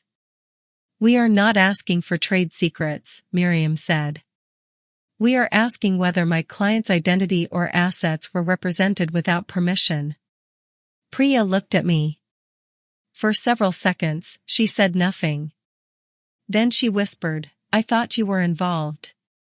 In Northstar? In everything. What does everything mean? She glanced at Miriam. Can I get sued for answering? You can get sued for almost anything, Miriam said. The better question is whether they would want the evidence examined in discovery. Priya gave a small, nervous laugh. Then she began. Daniel had used my name during investor meetings from the beginning. Not as an official executive. As something more subtle. He referred to me as a strategic family advisor. He mentioned my 30 years at Mercer Industrial Supply. He implied that Northstar had privileged access to companies connected to my former network. When investors asked whether those companies had committed to contracts, he said discussions were confidential. He never stated that you had signed anything, Priya explained. He let people assume. Did Graham know? Graham encouraged it. My stomach tightened. How? He said family credibility was part of Northstar's story. Story. That was the word he used. My son knew exactly what accusation would hurt most because he knew the life I had built around competence. Miriam came to stand beside me. Then we respond now. How? Medical evaluation. Independent cognitive assessment. Recorded legal statement. Updated estate documents. That makes me look defensive. It makes you prepared. I looked back at Graham's message. No reply? Not yet. I deleted nothing. I saved everything. The medical evaluation took place the following morning. A neurologist reviewed my history, memory, decision-making, and cognitive function. He asked me to repeat words. Draw a clock. Solve simple equations. Recall dates. Identify patterns. I knew why the examination was necessary. I still hated every minute. Not because the questions were difficult. Because my own son had made them relevant. At the end, the doctor removed his glasses. Mrs. Mercer, your cognitive performance is above average for your age. Can you put that in language a court will appreciate? He smiled. I can. We also recorded a formal statement with 2 witnesses confirming my intentions, financial understanding, and revocation of every prior authority Daniel had held. It felt clinical. Cold. But there was strength in creating a record no whisper could easily undo. Northstar's offices occupied the top 2 floors of a renovated textile building downtown. I had seen photographs online. Exposed brick. Glass conference rooms. Large letters spelling "Build what moves the world" across the lobby wall. The company employed 37 people. 37 salaries. 37 households. That complicated my anger. Daniel had committed fraud. Graham may have helped him. But the receptionist, the programmers, the assistants, and the junior analysts had not sold my house. Justice that crushes innocent people to punish the guilty is not justice. It is impact without aim. I needed to know whether Northstar could survive without Daniel. That question changed everything. Miriam arranged a consultation with Graham Vale, a restructuring advisor who had once helped Mercer Industrial absorb a failing competitor without closing its warehouses. Aaron was 71, thin, energetic, and wore bright red reading glasses. He reviewed Northstar's public information, employee estimates, capital history, and potential contracts. Then he leaned back. The company has a decent product buried under terrible management. How decent? I asked. Not revolutionary. Useful. Can it become profitable? Under disciplined ownership. What would Halcyon pay? Less than Daniel expects. Would they keep him? Possibly during transition. Not long term. What about Graham? Aaron smiled. Men like Graham do not buy companies. They position themselves near transactions and collect fees when everyone else is too desperate to read carefully. That description fit better than any title Graham had ever given himself. What does Northstar need to survive? I asked. Cash, leadership, and a buyer willing to separate the technology from the founder's ego. How much cash? Immediately? 2 million. I did not react. Aaron noticed. You have access to that kind of capital? Not alone. But you know people who do. Yes. Miriam looked at me. What are you considering?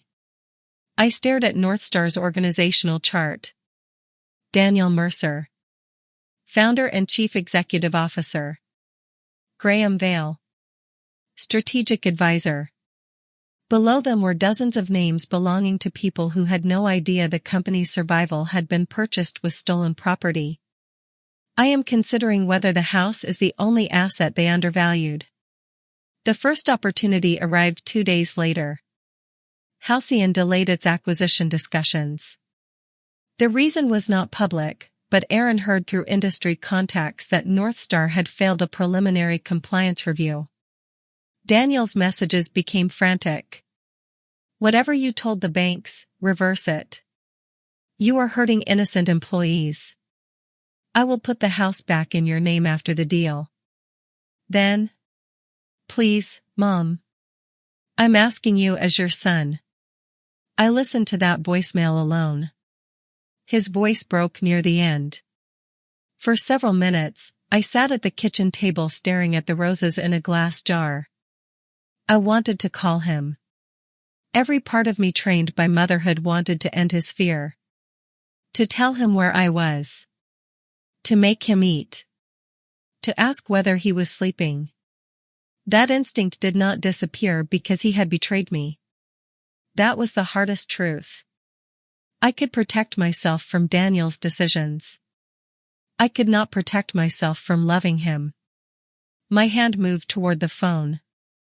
Then another message arrived. This one was from Graham. "Daniel is under tremendous pressure.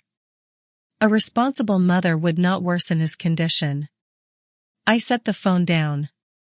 Responsible mother. The phrase was chosen carefully. He was not asking me to forgive.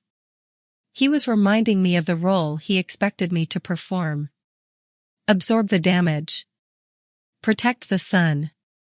Stay quiet. Accept less. I had done those things in smaller ways for years. Paid Daniel's rent after his first business failed. Covered a tax bill he described as a banking error. Introduced him to executives who found him charming but unreliable. Each time, I told myself I was helping him recover. Perhaps I had only taught him that I would always place my body between him and consequence. Not this time. That afternoon, Leah found Elm Row Consulting's owner. Daniel. Not publicly. The company was registered through an attorney, but the beneficial ownership documents tied it to a trust Daniel had created 18 months earlier. Elm Row had been receiving consulting payments from Northstar. Over $200,000 in 1 year. What consulting work did Daniel provide to his own company? I asked. None that we can identify, Leah said. Then why transfer money? Possible tax avoidance. Possible personal withdrawals hidden as vendor expenses. Possible repayment of founder loans. And the house proceeds moved through Elm Row. Yes. Miriam placed a copy of the transaction map on the table. The structure matters. Daniel did not sell your house and send the money to Northstar in panic. He sold the house, routed the proceeds through his private entity, paid Graham, funded the company, and covered personal expenses. Planning, I said. Yes. Not desperation. Not confusion. Planning. That distinction hardened something inside me. We needed access to Northstar's internal financial picture. Not stolen access. Not hacking. A legitimate path. Aaron found one. Northstar had approached a private investment group called Calder Ridge Partners 6 months earlier. Calder Ridge had declined because the valuation was unrealistic, but they remained interested in the software assets. One of Calder Ridge's managing partners was a woman named Helena Ward. Helena had worked with me 25 years earlier during the expansion of Mercer Industrial. She remembered me. More importantly, she trusted my judgment. We met in a quiet conference room overlooking the river.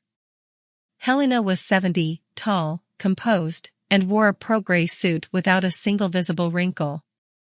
After I told her what had happened, she sat silently for a long time. Then she said, "Do you want your house back, or do you want control?" Both. Those are separate problems. I know. The house can be challenged through court. Yes. Control requires capital. Yes. And patience. I have more patience than Daniel. Helena's expression shifted. Not quite a smile. What exactly are you proposing? I placed Aaron's preliminary analysis on the table. Northstar will need emergency funding within weeks. Halcyon has delayed. Other investors will learn why. You want Calder Ridge to acquire it? I want us to evaluate whether the company deserves to survive. And if it does? We buy the debt first. Helena looked down at the documents. Quietly. Yes. Through a special purpose entity. Yes. Without revealing your involvement. Yes. She leaned back. You have thought about this. I have had very little else to do. What happens to your son? That depends on what the audit finds. And Graham? The same. Helena studied me. Is this business or revenge? The question did not offend me. It deserved an answer. Revenge would be destroying Northstar because Daniel built it. And business? Saving anything worth saving, protecting the employees, recovering what was stolen, and removing anyone who made the theft possible. That sounds clean when you say it. It will not feel clean. No. I looked toward the river. A barge moved slowly beneath the bridge, pushing a line of dark water ahead of it. I do not want my son ruined, I said. I want him stopped. Helena nodded once. That is a more dangerous goal. Why? Because ruining someone is simple. Stopping them requires staying close enough to see what they become afterward. Calder Ridge agreed to begin confidential due diligence. Not a buyout. Not yet.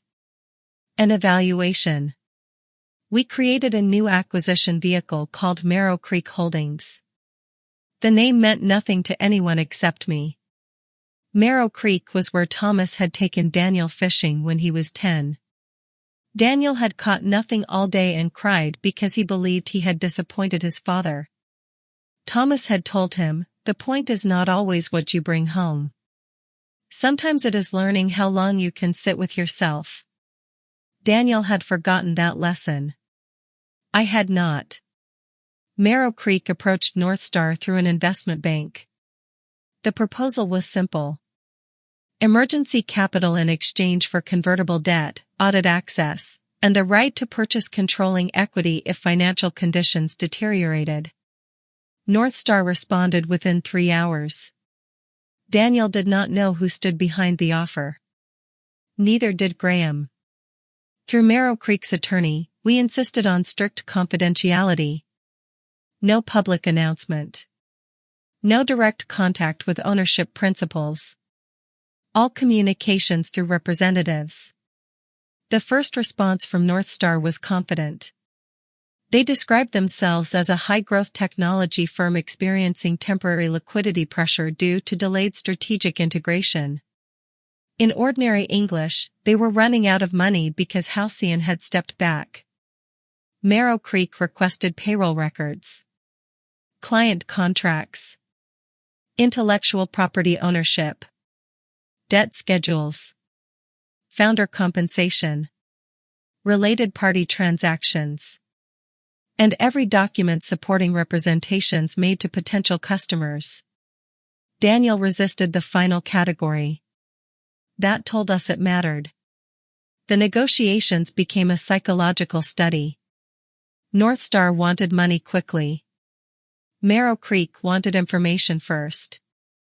Every delay increased our leverage. Every request forced Daniel and Graham to decide which truth was least dangerous to reveal. They sent incomplete records. We returned them. They called requirements excessive. We reduced nothing.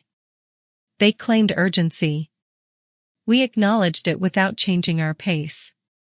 Daniel had spent years believing pressure was a weapon he alone knew how to use. Now he was facing an invisible buyer who could not be charmed, rushed, or guilt. At home, he continued messaging me. I need to know you are safe. Then, 10 minutes later. The account freezes are creating legal exposure for you too. Concern. Threat. Concern again. The pattern was so clear once I stopped reacting to each message individually. He was not speaking to me. He was testing doors. Kindness. Fear. Guilt. Authority. Whichever opened first would become his route inside. I opened none. 1 week into due diligence, we received Northstar's list of strategic advisors. Graham Vale had been paid nearly $500,000 over 14 months. Consulting fees. Transaction fees. Introducer fees. Executive coaching. Property advisory. He had also received warrants allowing him to purchase additional Northstar shares at a fraction of their expected value. He was bleeding the company, Helena said. He was controlling Daniel, I replied. Both can be true. Then Leah found a document attached to one of Graham's invoices. A valuation memorandum. The title was ordinary. The contents were not. It listed my property, investment holdings, and professional relationships beneath a section labeled Founder Adjacent Strategic Resources. Founder Adjacent. My life had become an asset category. The document valued my home at $950,000. Yet Graham had purchased it for $680,000. He knew the true value. He had documented it. Then he paid less. A footnote stated, property access facilitated through existing family authority structure. I read the sentence several times. It was the closest thing we had yet found to an admission. Not proof of fraud by itself, but evidence that the sale had been part of a larger strategy. Miriam placed the page inside a clear evidence sleeve. This is important. It sounds harmless. That is why it is important. The audit also revealed that Northstar software had been partly built by an outside development firm. Northstar had not fully paid the firm. Therefore, the company might not own all of its own code. Without clear intellectual property ownership, the business was nearly impossible to sell. Daniel had been presenting the software as a complete company asset. It was not. He built a house on rented land, Aaron said. The phrase landed harder than he intended. I looked at him. He realized what he had said. I'm sorry. No. It is accurate. By the third week, Northstar missed payroll. Only senior management knew. Merrow Creek offered a short-term bridge loan, but with conditions. Independent financial supervision. No payments to related parties. No new debt. No sale of company assets. Full audit cooperation. And suspension of all founder discretionary spending. Graham objected. Daniel accepted. He had no choice. The loan gave Northstar enough money to pay employees. It also placed Merrow Creek inside the company's financial bloodstream. Every significant payment now required review. For the first time since the house sale, Daniel could not move money without someone seeing it. He had no idea that someone was me. One evening, Miriam and I sat at the small kitchen table after everyone else had gone. The florist downstairs had left a radio playing softly. An old jazz song floated through the floorboards. Miriam poured 2 glasses of wine. You are sleeping less, she said. I am sleeping enough. That was not an answer. I looked at the whiteboard. The house. Northstar. Graham. Daniel. 4 sections that had become one. I keep thinking about the day he was born. Evelyn. He was quiet. The nurses said most babies cried immediately, but Daniel just looked around as if he had arrived in the wrong room. Miriam waited. I promised him I would always protect him. You did. Did I protect him too much? Possibly. That is a polite answer. You are not responsible for a 38-year-old man forging authority. No. But I helped him avoid smaller consequences. Perhaps that is how people learn to believe larger ones can also be avoided. Miriam took a sip of wine. Parents always search backward for the exact moment they caused the person their child became. Is that wrong? It is human. It is also arrogant. I looked at her. She continued. You were important. You were not all-powerful. Daniel made choices in rooms where you were not present. The truth relieved me and wounded me at the same time. The next morning, Northstar delivered a batch of internal emails. Most were routine. Project delays. Client complaints. Budget disputes. Then we found a message from Graham to Daniel dated 5 months earlier. Your mother's travel window creates an ideal timeline. Resolve authority questions before she returns. Once liquidity is secured, objections can be managed emotionally. Managed emotionally. I felt no immediate anger. Only cold. Daniel had replied 11 minutes later. She will be upset, but she won't take action that hurts me. That sentence was worse than the deed. He had not merely hoped I would forgive him. He had counted on it. My love had been entered into their plan as a form of insurance. Graham responded. Then the risk is acceptable. I stood from the table and walked into the bedroom. No one followed me. I appreciated that. I closed the door and sat on the edge of the bed. For several minutes, I could not breathe normally. Not because I was surprised. Because the last uncertain space had closed. Until that moment, some small part of me had still imagined Daniel panicking alone. A failed company. A sudden crisis. One terrible decision. But this had been discussed. Scheduled. Assessed. My expected grief had been calculated. My expected love had been priced. I covered my mouth with both hands. The sound that escaped was not quite a sob. It was lower.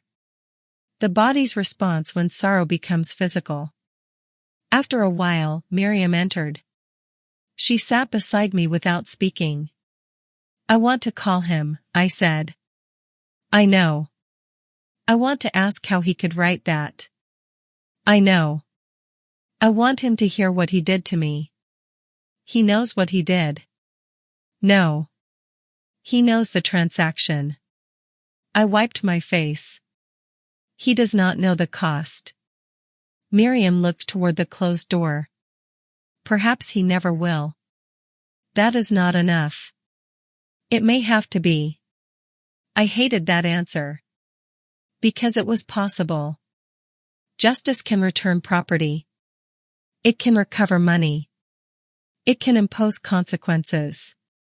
But it cannot force understanding into someone who has built his survival around avoiding it. I returned to the table. Everyone looked down at their documents, giving me the dignity of pretending nothing had happened. I picked up the email. Does this help us prove coordination? Miriam nodded. Yes. Then use it. Leah studied me carefully. Are you certain you want to continue today? No. She waited. I placed the email back on the table. But certainty is not required. That afternoon, Northstar's attorney called Marrow Creek's representative. Daniel wanted to renegotiate. He would offer 41% of the company in exchange for enough capital to clear urgent debt. Marrow Creek declined. We wanted convertible debt with control rights upon default. Daniel resisted. Graham urged him to accept. We knew because their internal dispute appeared in the audit correspondence. Graham's position was simple. Take the money now. Regain control later. He still believed he was dealing with ordinary investors. Investors who wanted profit. Investors who would tire. Investors who could be persuaded. He did not understand that Merrow Creek's patience was personal. 3 days later, Northstar defaulted on a separate secured loan. The lender was a regional investment fund called Stratus Commercial Credit. Calder Ridge quietly purchased the debt. Now Merrow Creek controlled the bridge loan. Calder Ridge controlled the senior secured debt. Different entities. Same room. Same strategy. If Northstar defaulted again, the lenders could claim substantial control over the company's assets. The price was significant, but far less than the amount Northstar had once claimed to be worth. Helena looked across the conference table. This is the moment to decide whether you are truly willing to own the consequences. I am. You may end up owning a broken company. I have repaired broken companies. You may have to remove your son. I know. You may discover criminal conduct that requires reporting. I know. And if Daniel asks you to save him? I looked at the financial statements. He already did. The next default came 9 days later. Northstar violated the bridge loan agreement by attempting to transfer $80,000 to Vale Capital Advisory. The payment was labeled Crisis Management Consulting. Our financial supervisor blocked it. Graham responded with an angry letter claiming interference. Merrow Creek issued a formal notice of breach. Northstar had 48 hours to cure the violation and provide complete related party records. They could not. At 6:20 the following evening, the control provision activated. Merrow Creek gained the right to appoint 2 board members.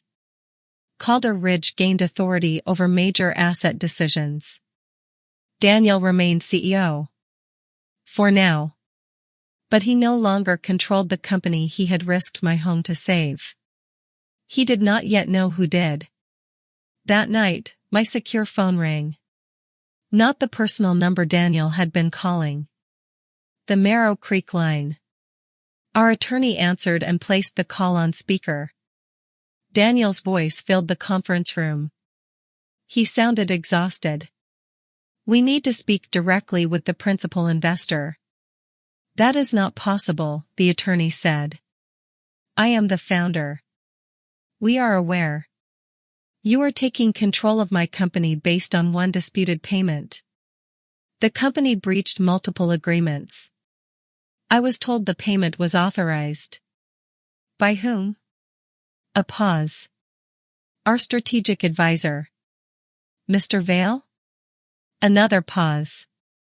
Yes. Mr. Vale had no authorization. I understand that now. I watched the speaker light blink with every word. Daniel continued. I need to explain the circumstances. You may provide a written statement. No. This needs to be a conversation. Our client prefers documentation.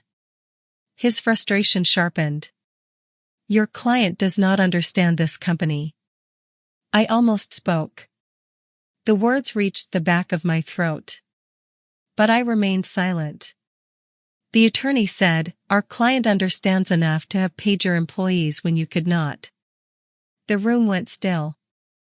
Daniel exhaled. Tell them I will cooperate. We will. And tell them Graham is not authorized to negotiate for Northstar anymore. Miriam wrote something on a legal pad and slid it toward me. First crack. Daniel was separating himself from Graham. Not because he had found morality. Because the balance of power had shifted. The following morning, Graham sent me another message. Your son is being exploited by predatory investors. You may be the only person who can help him. Meet me at the house. At the house. He wanted me back on familiar ground. My familiar ground. A place he believed would weaken me. I showed the message to Miriam. He is frightened, she said. Yes. Do you want to meet him? No. That surprised her. Why not? Because he still believes the house is the center of this. And it is not? I looked at the control documents on the table. No. The house was where they had hurt me. Northstar was where they had exposed themselves. Our appointed board members entered Northstar 2 days later. They found a company divided into two realities. In the public areas, polished screens displayed growth metrics and client logos. In the accounting department, unpaid invoices filled folders. In the engineering team, exhausted employees worked around missing code licenses. In executive offices, expensive furniture stood beside notices from creditors. The company had been performing success while quietly starving. Daniel gave the board members a tour.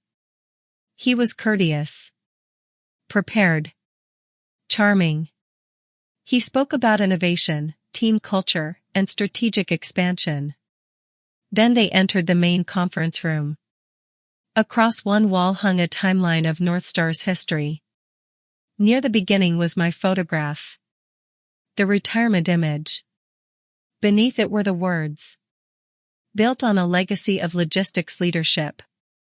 Our board representative took a photograph and sent it to us. I stared at my younger face. I was smiling. Proud. Unaware that years later, my son would use that smile to convince strangers I stood behind something I had never approved. Have it removed, Miriam said. No. She looked at me. Leave it. Why? Because I want to see whether Daniel removes it before he learns who I am. The complete audit began the next week. Every contract. Every expense. Every representation. Every company connected to Daniel or Graham. That was when we found the second set of books. Not entirely separate accounting. More subtle. Internal forecasts shown to employees were conservative. Investor forecasts were inflated. Customer commitments were counted as revenue before contracts were signed. Pilot programs were described as long-term agreements. And several letters of intent carried signatures that did not match the executives whose names appeared beneath them. One of those signatures belonged to a man I knew. Robert Ames. Chief Operating Officer of Westbridge Distribution. Robert and I had worked together for 12 years. I called him from the secure line. Did you sign a commercial intent letter with Northstar? No. Did anyone at Westbridge? No. Are you certain? Evelyn, I rejected their proposal twice. Did Daniel contact you? Yes. What did he say? That you were advising the company. I closed my eyes. Did you believe him? I believed he would not lie about his own mother. There it was again. My credibility. His shield. Robert, I need you to preserve every communication. His voice changed. What happened? My son made a mistake. How serious? I looked at the forged letter. Serious enough that we should stop calling it a mistake. By then, the plan had changed. At first, I had wanted information. Then control. Now I understood that acquiring Northstar was not simply an opportunity. It was the only way to prevent Daniel and Graham from destroying evidence, abandoning employees, and carrying the same behavior into another company. Marrow Creek prepared a formal acquisition proposal. Northstar's debt would be converted into controlling equity. Employees would be retained where possible. The software ownership dispute would be settled. A new compliance team would be installed. Existing management would remain temporarily, subject to audit findings. The offer valued the company at less than one-third of Daniel's original claim. He called it insulting. Then he accepted negotiations. Because the alternative was bankruptcy. For the first time in nearly a month, Daniel stopped calling me. The silence felt different. Not peaceful. Watchful. Miriam noticed. He knows something. What? Perhaps not your involvement. But he knows the investor is not behaving normally. How should an investor behave? Less personally. I looked at her. Have I been too obvious? No. But you keep asking for documents connected to your life. Because they are evidence. Correct. And evidence creates patterns. That evening, we instructed the attorneys to broaden the audit requests. Not just my related records. All founder-related representations. All advisor transactions. All disputed contracts. The pattern blurred. For the moment. 2 days later, Daniel appeared at the florist shop beneath my apartment. I saw him through the window. He stood among buckets of flowers wearing the same navy suit he had worn the night I returned home. He looked thinner. Tired. He spoke to the florist, who pointed toward the stairs. My heart began beating hard. How did he find me? I asked. Miriam moved toward the window. Credit card? I stopped using it. Mutual contact? No one knows. Then I remembered the medical clinic. I had listed Daniel as my emergency contact years earlier. Had the system notified him? Had someone called? The reason no longer mattered. He was already climbing the stairs. Miriam picked up her phone. Do you want him removed? I listened to his footsteps approaching. Part of me wanted to lock the door. Another part wanted to see his face without lawyers, messages, or glass screens between us. Stay in the bedroom, I said. Evelyn. Please. She studied me. Then nodded. The knock came softly. 3 taps. The same rhythm Daniel had used since he was a teenager. I opened the door. He stood in the hallway holding a paper bag and a bouquet of blue hydrangeas. For a second, I could not speak. He looked at the flowers. I know they're not the same. No. I drove past the house. Why? I don't know. That was the first honest answer he had given me. I stepped aside. He entered slowly. His eyes moved over the small apartment, the worn furniture, and the documents I had not managed to hide completely. You're living here? For now. You could have stayed with me. You sold the place where I stayed. He lowered his eyes. I brought dinner. What do you want? To talk. About the house? About everything. He placed the food on the table. For a moment, he looked almost like the son I remembered. The one who arrived on Sundays carrying too much takeout. The one who complained that I kept the kitchen too cold. The one who kissed my cheek and checked the smoke alarm batteries without being asked. Then I noticed his gaze pause on the corner of a Northstar financial report. Only for a second. But enough. He had not come only as my son. He had come to investigate. Who have you been speaking to? He asked. Why? Because someone is targeting my company. Your company appears to have targeted itself. His jaw tightened. The investors are demanding documents they have no reason to care about. Then do not accept their money. You know I can't do that. No. I know you say you cannot. He walked toward the window. The company is worth saving. Then why did you have to lie to save it? He turned. I made choices under pressure. You made choices over several months. His face changed. What have you seen? I said nothing. He took a step closer. Mom, listen to me. Graham manipulated the situation. The situation being the sale of my home? He told me the authority was valid. You received the revocation. Daniel's eyes flickered. No. My attorney sent it to you. I don't remember. Memory issues? The words landed between us. He looked away. So he knew about Graham's message. Perhaps he had helped shape it. I never said you had memory issues. Did you tell anyone I did? No. Did Graham? You'd have to ask him. I asked you. His shoulders sagged. He said people might misunderstand your approval because you were emotional after Dad died. Thomas died 6 years ago. I know. Do you? He flinched. Daniel sat at the table. He looked suddenly young. Not innocent. Young.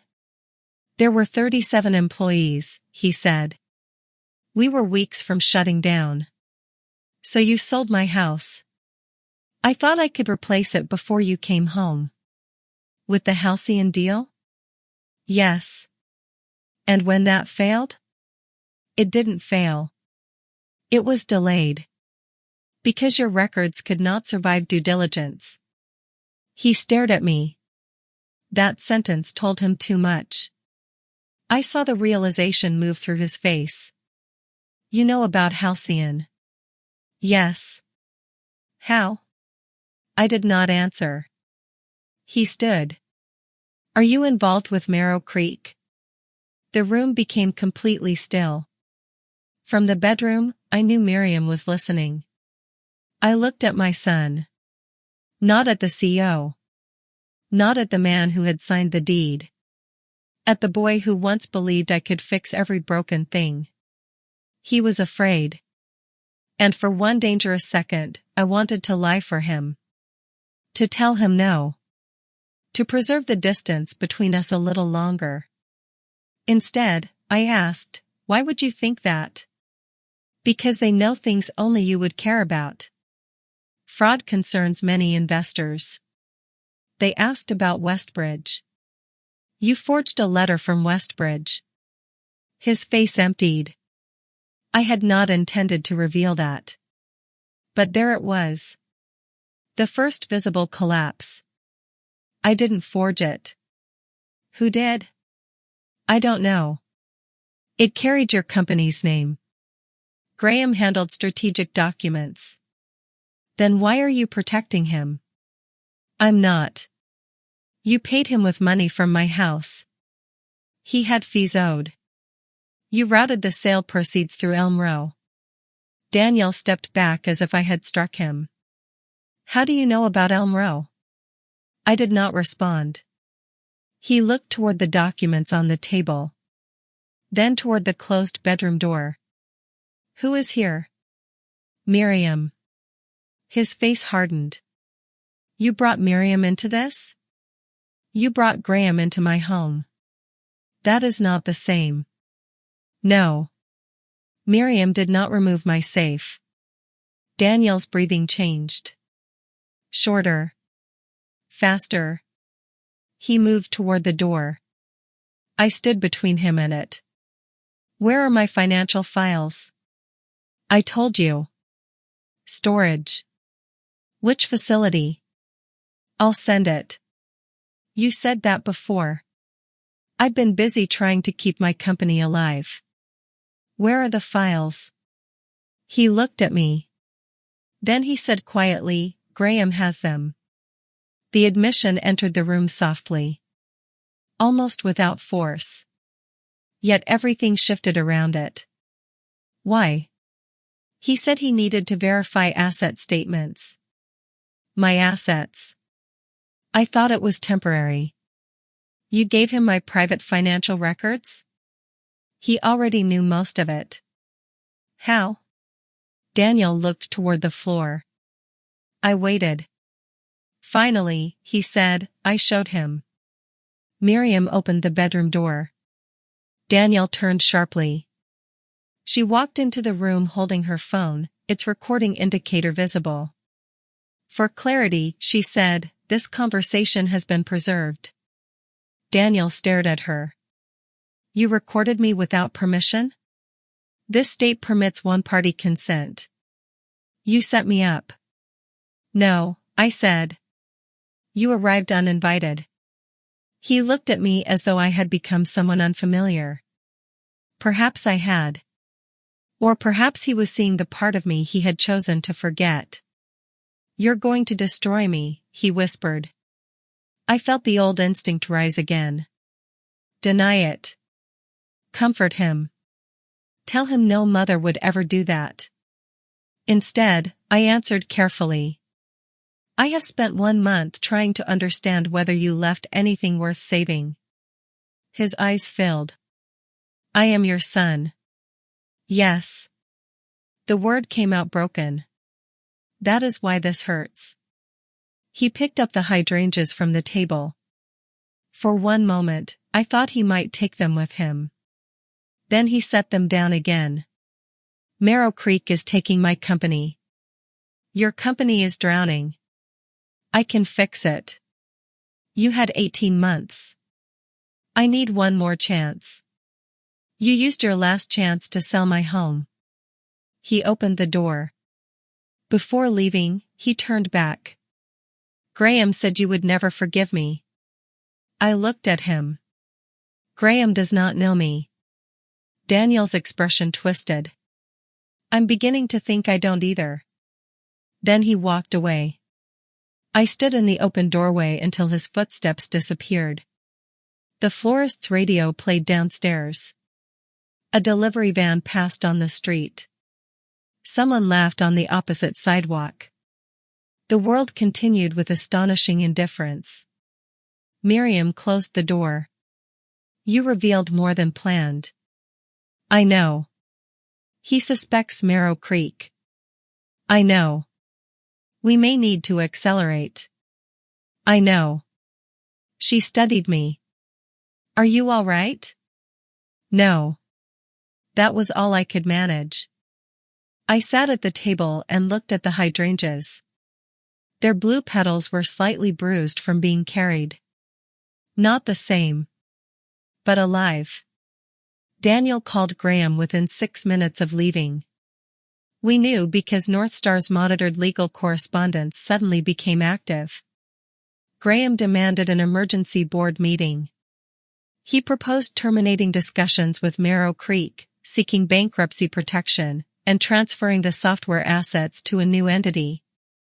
The final proposal would have stripped Northstar of its most valuable property before creditors could claim it. Asset flight. Exactly what our control provisions prohibited. The board rejected the motion. Graham threatened litigation. Then he attempted to access the company's data room. His credentials had already been suspended. For the first time, the man who had spent his life controlling perception encountered a locked door. That evening, Helena called. We have enough. For what? To complete the acquisition. I looked at the city lights beyond the window. What are the terms? Debt conversion gives us 58%. Calder Ridge can purchase another 9% from an early investor who wants out. 67. Yes. Daniel? Retains 18%, subject to dilution and clawback. Graham? 22% on paper. Much of it may be void if the fraud findings hold. And the employees? Protected through the transition. I closed my eyes. When can we finalize? 10 days. Do it. Helena paused. There is one more issue. What? Northstar is hosting a client gala after the closing. Why? Daniel planned it months ago to announce the halcyon deal. There is no halcyon deal. No. But he has repurposed the event as a strategic capital celebration. I almost admired the audacity. Where is the gala? Helena did not answer immediately. Then she said, at Willow Lane. My house. Graham had offered it as the venue. The same dining room. The same porch. The same home they had taken from me. They planned to gather investors, employees, and clients beneath my roof and celebrate the financing that had saved them from the consequences of stealing it. Helena continued. The new parent company will need to be introduced. I looked at the hydrangeas on the table. Their petals had begun opening toward the window. Who do they believe will attend? Merrow Creek's legal representative. Not the principal? No. I stood slowly. For weeks, I had hidden behind documents, attorneys, board appointments, and silence. That silence had done its work. It had allowed them to underestimate the distance I had traveled. The company was nearly ours. The evidence was preserved. The employees were protected. And the house where Graham had called me a previous resident would soon be filled with witnesses. When is the gala? I asked. Friday evening. I looked at my reflection in the dark glass. Wounded. Tired. Still standing. Tell them the principal investor has changed her mind. Helena was silent. Then she understood. You are going. Yes. As Evelyn Mercer? No. I turned toward the whiteboard where Northstar's new ownership structure had been drawn in black marker. I'm going as the woman who owns their future. Before we continue, tell me in the comments, should Evelyn reveal herself quietly behind closed doors, or let everyone at the gala see exactly who Daniel and Graham tried to erase? Because when I walked back into my home, my son was holding a champagne glass. Graham was standing beneath my husband's portrait. And neither of them knew that the woman they had locked outside now controlled the company paying for the celebration. The 10 days before the gala passed with the strange calm that comes before a storm everyone else believes has already ended. Northstar's employees were told the company had secured new strategic funding. Vendors were reassured. Payroll cleared. The lobby screens began displaying a new message. A stronger Northstar begins now. Daniel sent a company-wide email thanking the leadership team for navigating temporary pressure with courage and vision. He did not mention the missed payroll. He did not mention the forged client letters. He did not mention that the company's lenders now controlled most major decisions. And he certainly did not mention me. As far as Daniel knew, I was still living quietly above a florist shop, surrounded by legal documents I could not possibly understand. As far as Graham knew, I was an emotional inconvenience being managed by attorneys. They suspected I had influenced Merrow Creek. They did not yet understand that Merrow Creek existed because of me. That distinction mattered. Influence could be dismissed. Ownership could not. The acquisition documents were signed on Thursday afternoon. Merrow Creek Holdings converted its emergency debt into equity. Calder Ridge exercised its secured rights.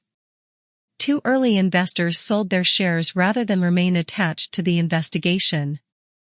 By 5:30, our group controlled 69% of Northstar Logistics Analytics. Not 67. Helena had purchased an additional 2% from a retired engineer who had grown tired of Daniel's promises. The transaction did not make me the sole owner. That would have been unrealistic and unnecessary. It made Merrow Creek the controlling parent entity. Calder Ridge provided most of the capital. Helena chaired the investment committee. I served as Merrow Creek's chief executive and Northstar's incoming executive chair. Every role was legitimate.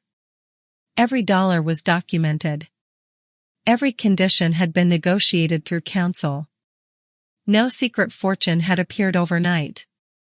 I had contributed a substantial amount from my private holdings, but the acquisition succeeded because experienced investors believed the underlying technology and staff had value. That mattered to me. I was not buying a toy to punish my son. I was taking responsibility for a damaged business. The difference would become important long after the applause ended. Helena slid the final signature page across the conference table. It is done. I looked at my name beneath the Merrow Creek letterhead. Evelyn Mercer, Chief Executive Officer. For several seconds, I felt nothing. No triumph. No rush of victory. Only exhaustion. Miriam noticed. You expected it to feel different. I expected to feel larger. Power rarely makes a person larger. What does it do? It makes their choices heavier. Around us, attorneys began organizing documents into folders. Leah closed her laptop. Aaron removed his red glasses and rubbed the bridge of his nose. Everyone else looked relieved. I looked at the ownership chart. Daniel's photograph sat beneath a thin black line. Chief Executive Officer, subject to board review. He had not yet been removed. That would happen after the gala. Not because I needed an audience. Because the board's compliance committee was still finalizing its findings, and because Daniel deserved one opportunity to tell the truth before formal action was taken. I had asked for a private meeting with him before the event. He declined. Through Northstar's attorney, he said his schedule was full. That choice would cost him. Friday arrived bright and cold. The storm clouds that had followed me home weeks earlier were gone. Sunlight sharpened the edges of buildings and made every window look newly washed. I stood in the florist apartment while Miriam adjusted the collar of my midnight blue suit. You are pulling it too tight, I said.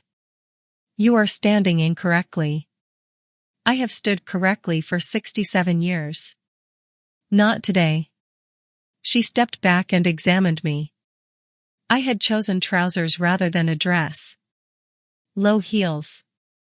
A pearl pin Thomas gave me on our 25th anniversary. No dramatic jewelry.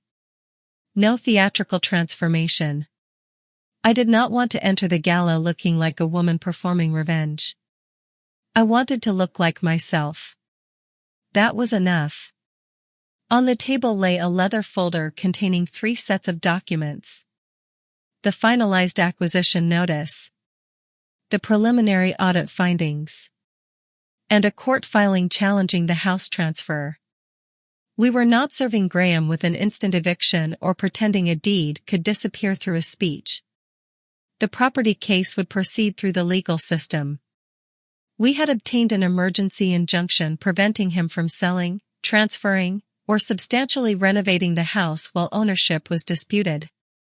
The lawsuit alleged fraudulent conveyance, misuse of revoked authority, constructive notice, unjust enrichment, and coordination between buyer and agent. The claims would need to be proven. The judge would decide. Not me. That was what made the case real. Justice without process is merely another form of power. I had no intention of becoming what I was fighting. A car waited downstairs at 6:15. Helena sat in the rear seat wearing a black evening jacket and an expression of complete calm. You may still choose a private announcement, she said as I entered. I know. There will be employees present. I know. Some of them admire Daniel. They are allowed to. And press? Northstar invited 2 industry reporters before the Halcyon deal collapsed. Helena looked toward me. That complicates the employment action. We will not discuss criminal allegations publicly. Good. We will state that Daniel is being removed pending the conclusion of an independent investigation. And Graham? He is not an employee. He will still make a scene. I expect him to. Helena gave me a faint smile. You sound disappointed that this may be unpleasant. I am disappointed that it became necessary. That is not the same thing. No. The car moved through the city. Streetlights flickered on one by one. In shop windows, people selected wine, folded clothes, arranged flowers, and carried on with lives untouched by the fact that a mother was about to remove her son from the company he believed defined him. We stopped 1 block from Willow Lane. I asked the driver to wait. Helena and Miriam remained in the car while I stepped onto the pavement alone. The air smelled of wood smoke and fallen leaves. I walked the final distance slowly. Not for effect. Because memory occupied every part of the street. There was the corner where Daniel learned to ride his bicycle. The oak tree where Thomas once backed our car into a mailbox and blamed the sunset. The house where Mrs. Holloway used to bring lemon cake every Christmas. Then number 14 came into view. My home had been transformed for the gala. Tall lanterns lined the walkway. Ballet attendants moved between arriving cars. Warm light poured through the windows. A white canopy covered part of the back garden. Through the front glass, I could see people holding champagne beneath flowers arranged where my family photographs had once stood. A new sign had been placed beside the entrance. Northstar, the next chapter. I stopped near the curb. For a moment, anger rose so quickly that my vision blurred. They had taken a home built through 30 years of work and turned it into a backdrop for their own rescue. Then I saw something through the dining room window. The old wall. The one marked with Daniel's childhood height. The renovation had been delayed by the legal injunction. The paint remained, but the wall still stood. I breathed. Some things had survived. So had I. At 6:50, Helena and Miriam joined me. We walked up the path together. The valet glanced at our invitation and immediately straightened. Merrow Creek had been listed as the guest of honor. Inside, a young event coordinator approached with a tablet.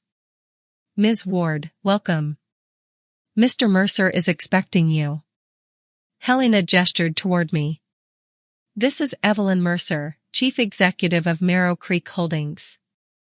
The coordinator's professional smile faltered. Only for half a second. Then she recovered. Of course. Please come in. The foyer smelled of orchids and polished wood. My antique console table had been moved against the wall. A silver tray of champagne rested on top of it. The same table where Graham had placed the deed. I touched the edge lightly as I passed. No one noticed. The crowd filled the living room and dining area. Employees stood beside clients. Investors spoke in quiet groups. A jazz trio played near the garden doors. Screens displayed Northstar graphics and photographs of shipping yards, warehouses, and glowing data maps. My retirement photograph had been removed from the company timeline. Daniel had noticed. That answered one question. He knew I was close. He simply did not know how close. I saw him near the fireplace. He wore a black suit and held a champagne glass, though he was not drinking. His face looked thinner than it had in the apartment. Graham stood beside him in a dark velvet jacket, one hand resting lightly on Daniel's shoulder. The gesture resembled support. It looked more like ownership. Above them hung my wedding portrait. Not the original. A copy. Graham had placed it back on the wall. For the guests, perhaps it seemed like a gracious nod to the house's history. To me, it felt like another performance. The painting had become decoration inside the room where my life was being rewritten. Daniel noticed Helena first. Relief crossed his face. Then he saw me. The glass in his hand stopped halfway to his mouth. Graham followed his gaze. His expression did not collapse. Men like Graham rarely allow shock to appear all at once. It moved through him in stages. Recognition. Calculation. Disbelief. Then anger hidden beneath a smile. Daniel placed the glass on a nearby table. He walked toward us. Mom. The word was barely audible. I looked at him. Daniel. What are you doing here? Helena answered. Representing Marrow Creek. He looked from her to me. No. People nearby had begun noticing the tension. I kept my voice low. This is not the place for the full conversation. You are not part of Marrow Creek. I am its chief executive. He stared at me. Behind him, Graham approached. That is not possible, Graham said. Miriam opened the leather folder. It is documented. Graham ignored her. His eyes remained fixed on me. You financed them?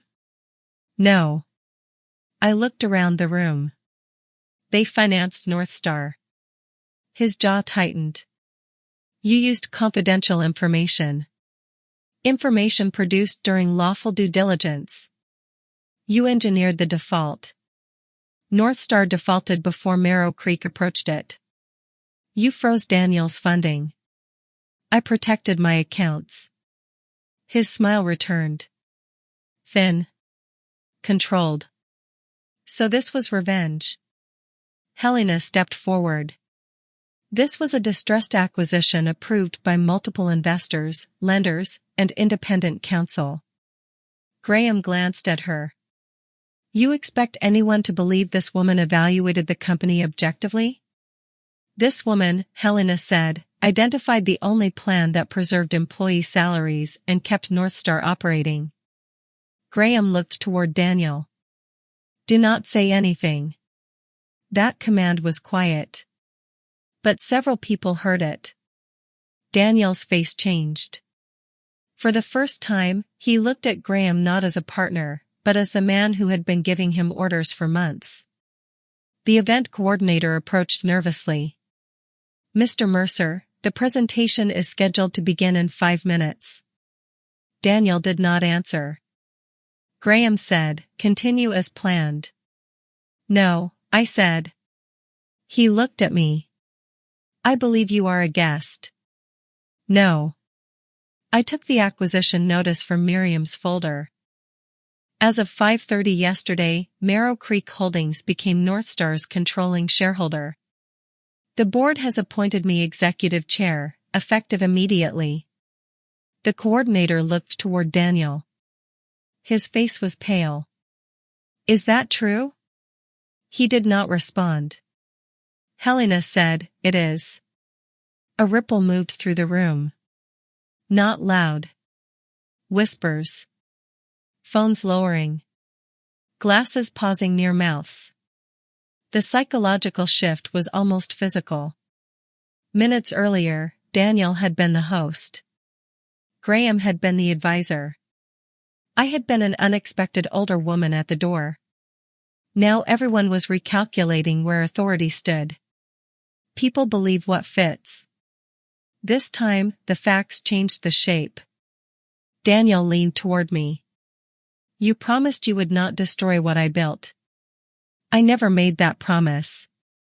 You replied to my message. No. I typed a response and did not send it. He looked wounded by the precision. You bought my company behind my back.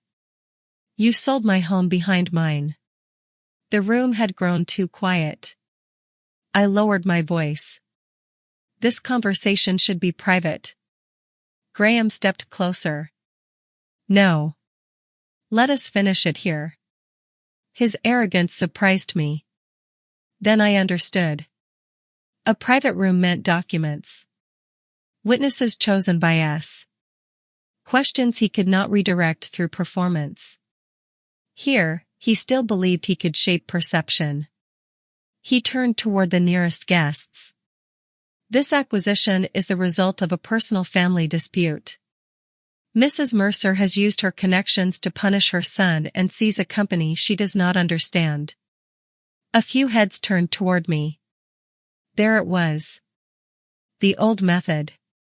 Say something plausible. Let the audience complete the story. An angry mother.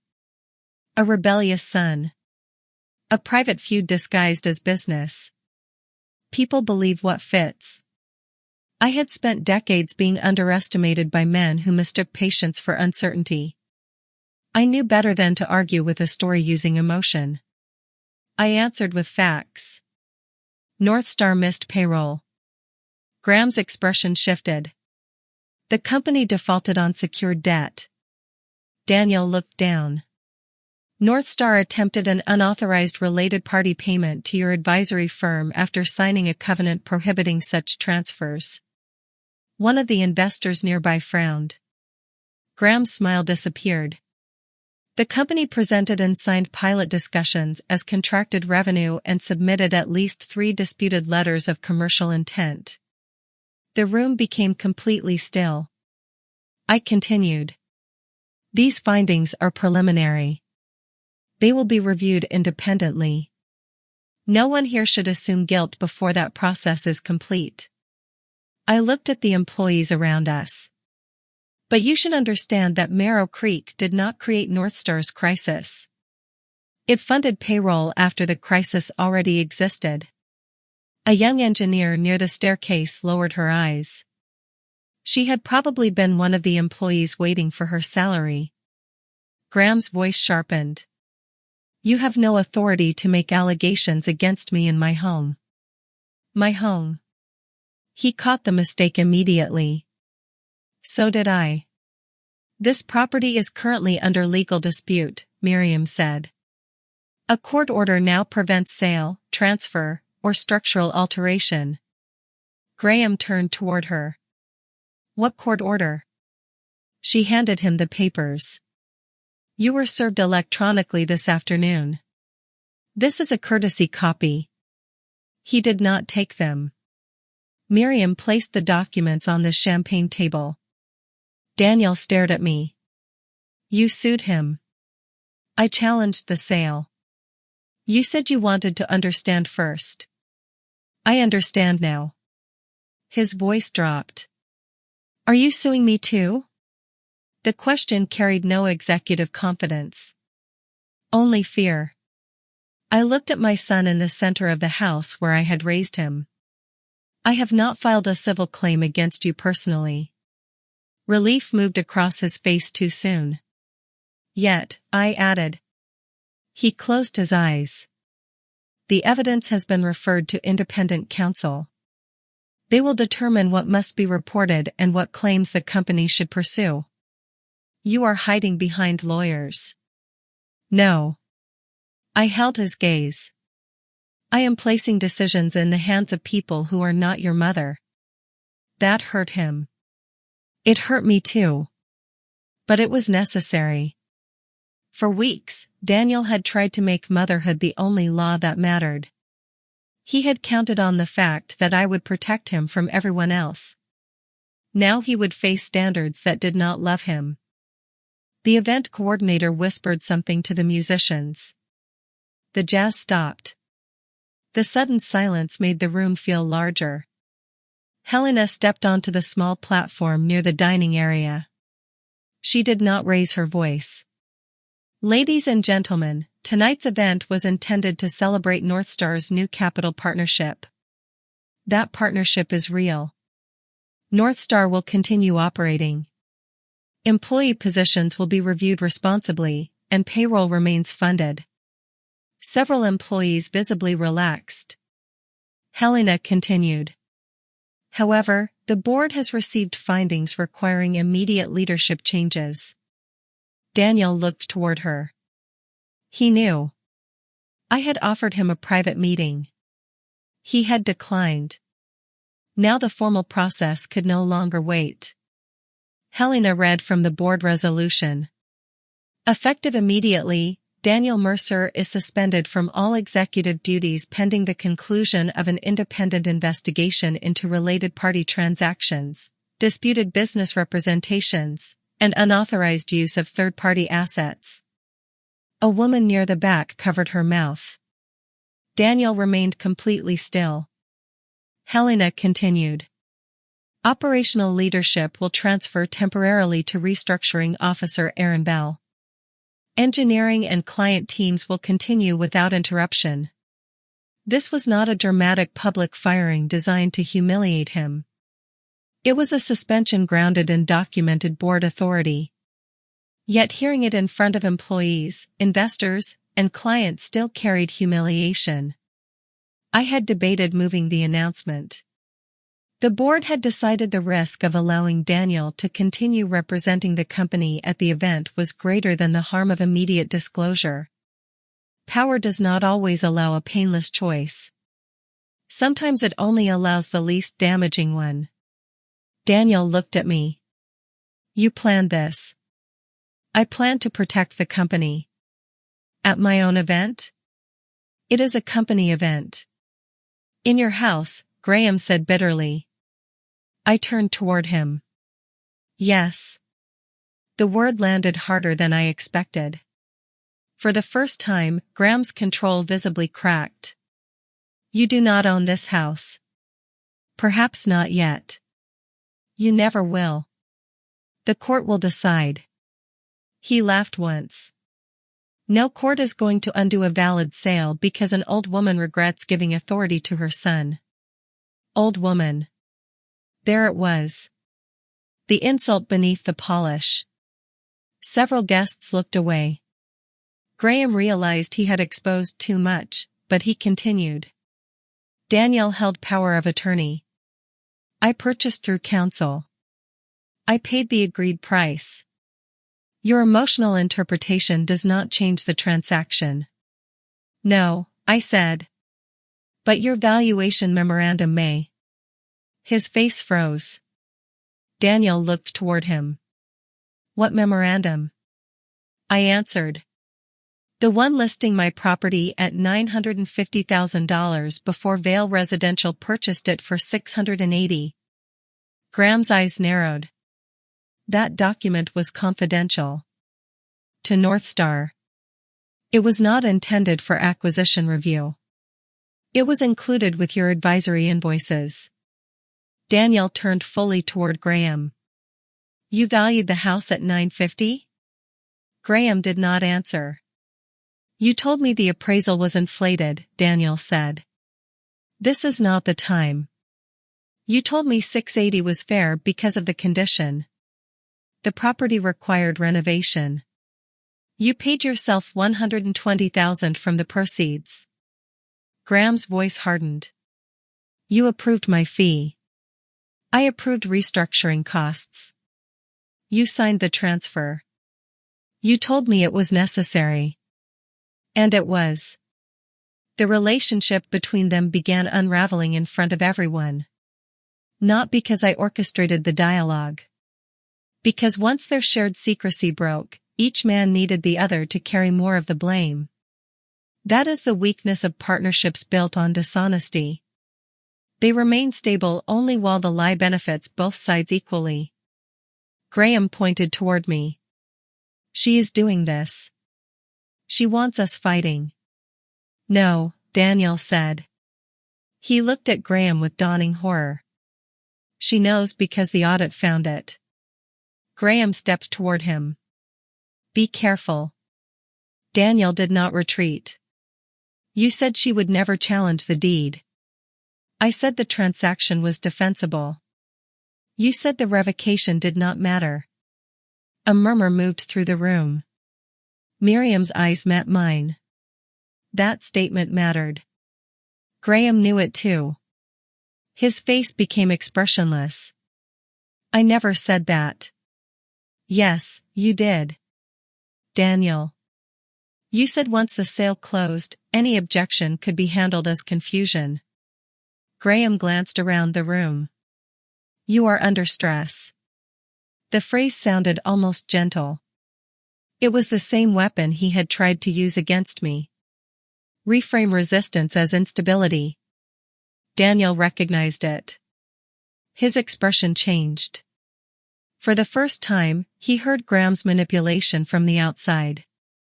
You said Mom's age would make the dispute manageable. Someone near the fireplace inhaled sharply. Graham moved closer. Stop talking. Daniel looked at me. Then back at him. No. The single word was quiet. But it was the first time I had heard my son refuse him. Graham reached for Daniel's arm. Daniel pulled away. Do not touch me. This is a coordinated attack. No, Daniel said. This is what you said would never happen. His voice began to shake. You told me she would be angry for a few weeks. You said once the company survived, I could buy the house back and she would forgive me. Graham's face tightened. You made your own decisions. You found the attorney. You signed the documents. You contacted the appraiser. You accepted the money. You took the fee. And you used the rest. They stood beneath my wedding portrait accusing one another of the same betrayal. I felt no satisfaction. Only grief. Because Daniel was telling the truth about Graham's influence. And Graham was telling the truth about Daniel's agency. Manipulation explains a choice. It does not erase it. Miriam stepped between them. This conversation should stop. Graham looked at her. You do not control what happens in this house. The injunction controls what happens to the property. The board controls what happens to Northstar. And your own words may determine what happens next. He looked around the room. At the employees. The investors. The reporters who had quietly moved closer. Then he understood that the audience he had wanted was no longer his advantage. He turned toward the entrance. You will hear from my attorney. Miriam nodded. We expect to. As he passed me, he stopped. His voice was low enough that only I could hear. You were always desperate to prove you belonged in rooms with people better than you. For a moment, I was 17 again. School lockers. Floor wax. A whispered lie. The poor girl in second-hand clothes being reminded of her place. Then the memory passed. I looked at the man he had become. No, Graham. I spoke softly. I spent years believing I had to prove myself to people like you. He waited. I eventually learned people like you were never the measure. His eyes hardened. Then he walked out of my house. No applause followed. I was grateful. Justice does not need a soundtrack. The room remained silent after Graham left. Daniel stood near the fireplace with his hands at his sides. He looked lost. Not like a founder. Not like an executive. Like a son waiting for someone to tell him where to go. The employees watched me. Some with curiosity. Some with suspicion. Some with anger. They had not chosen me. They had only learned that I now held power over their workplace. I owed them more than a family confrontation. I stepped onto the platform. My name is Evelyn Mercer, I began. A few people shifted. I am Chief Executive of Marrow Creek Holdings and the incoming Executive Chair of Northstar. My voice sounded steady. Inside, nothing felt steady. Many of you have learned more about your company tonight than anyone should have to learn at a celebration. A small, uncomfortable laugh moved through the room. I will not discuss unproven allegations or private family details. I will tell you what happens next. I looked toward the younger employees near the staircase. Northstar will remain open. Shoulders relaxed. Payroll is funded. Existing customer projects will continue. An independent review will determine which contracts are valid, which financial statements require correction, and whether any conduct must be reported to regulators or law enforcement. A reporter lifted a phone. I continued. No employee will be punished for raising concerns or cooperating with the review. Priya had taught me how important that promise was. We will also settle the software ownership dispute with the development firm and ensure the engineers who created Northstar's product are properly recognized and paid. Aaron watched from the side of the room. He nodded once. The company will become smaller before it becomes stable. Some roles may change. I will not stand here and promise that every decision will be painless. That would have been another lie. But decisions will be documented. Compensation will be reviewed. Related party payments will stop. And no family name, mine included, will substitute for evidence. I let that sentence settle. Northstar may still become a useful company.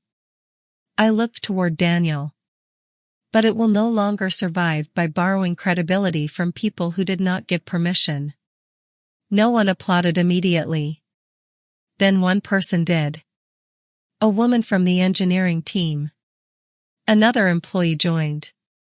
The applause spread unevenly. Some people remained silent.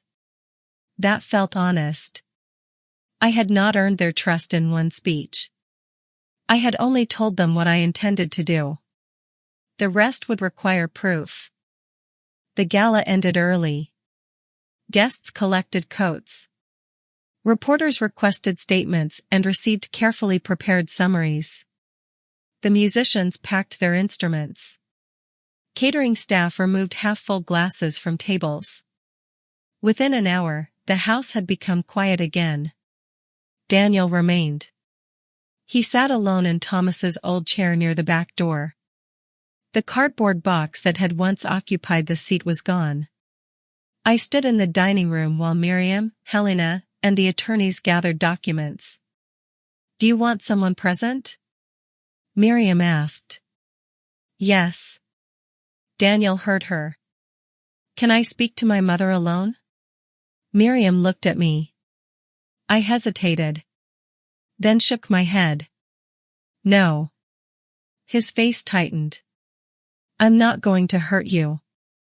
This is not about physical safety. What is it about? Clarity. He looked toward the floor. Miriam stayed near the doorway while Helena and the others moved into the foyer. I sat across from Daniel. For several seconds, neither of us spoke. The house made familiar noises around us. A pipe clicked inside the wall. Wind moved softly against the dining room window. Somewhere upstairs, a floorboard settled. Home recognizes silence differently from other places. Daniel looked older than he had that morning. Did you enjoy it? The question surprised me. No. You expect me to believe that? Yes. You walked in and took everything. I took control of a company that could not pay its employees. You took my title. The board suspended you. You control the board.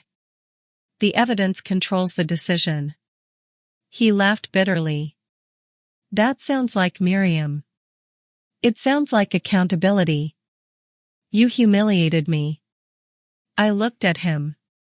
You held a celebration inside the home you sold without permission.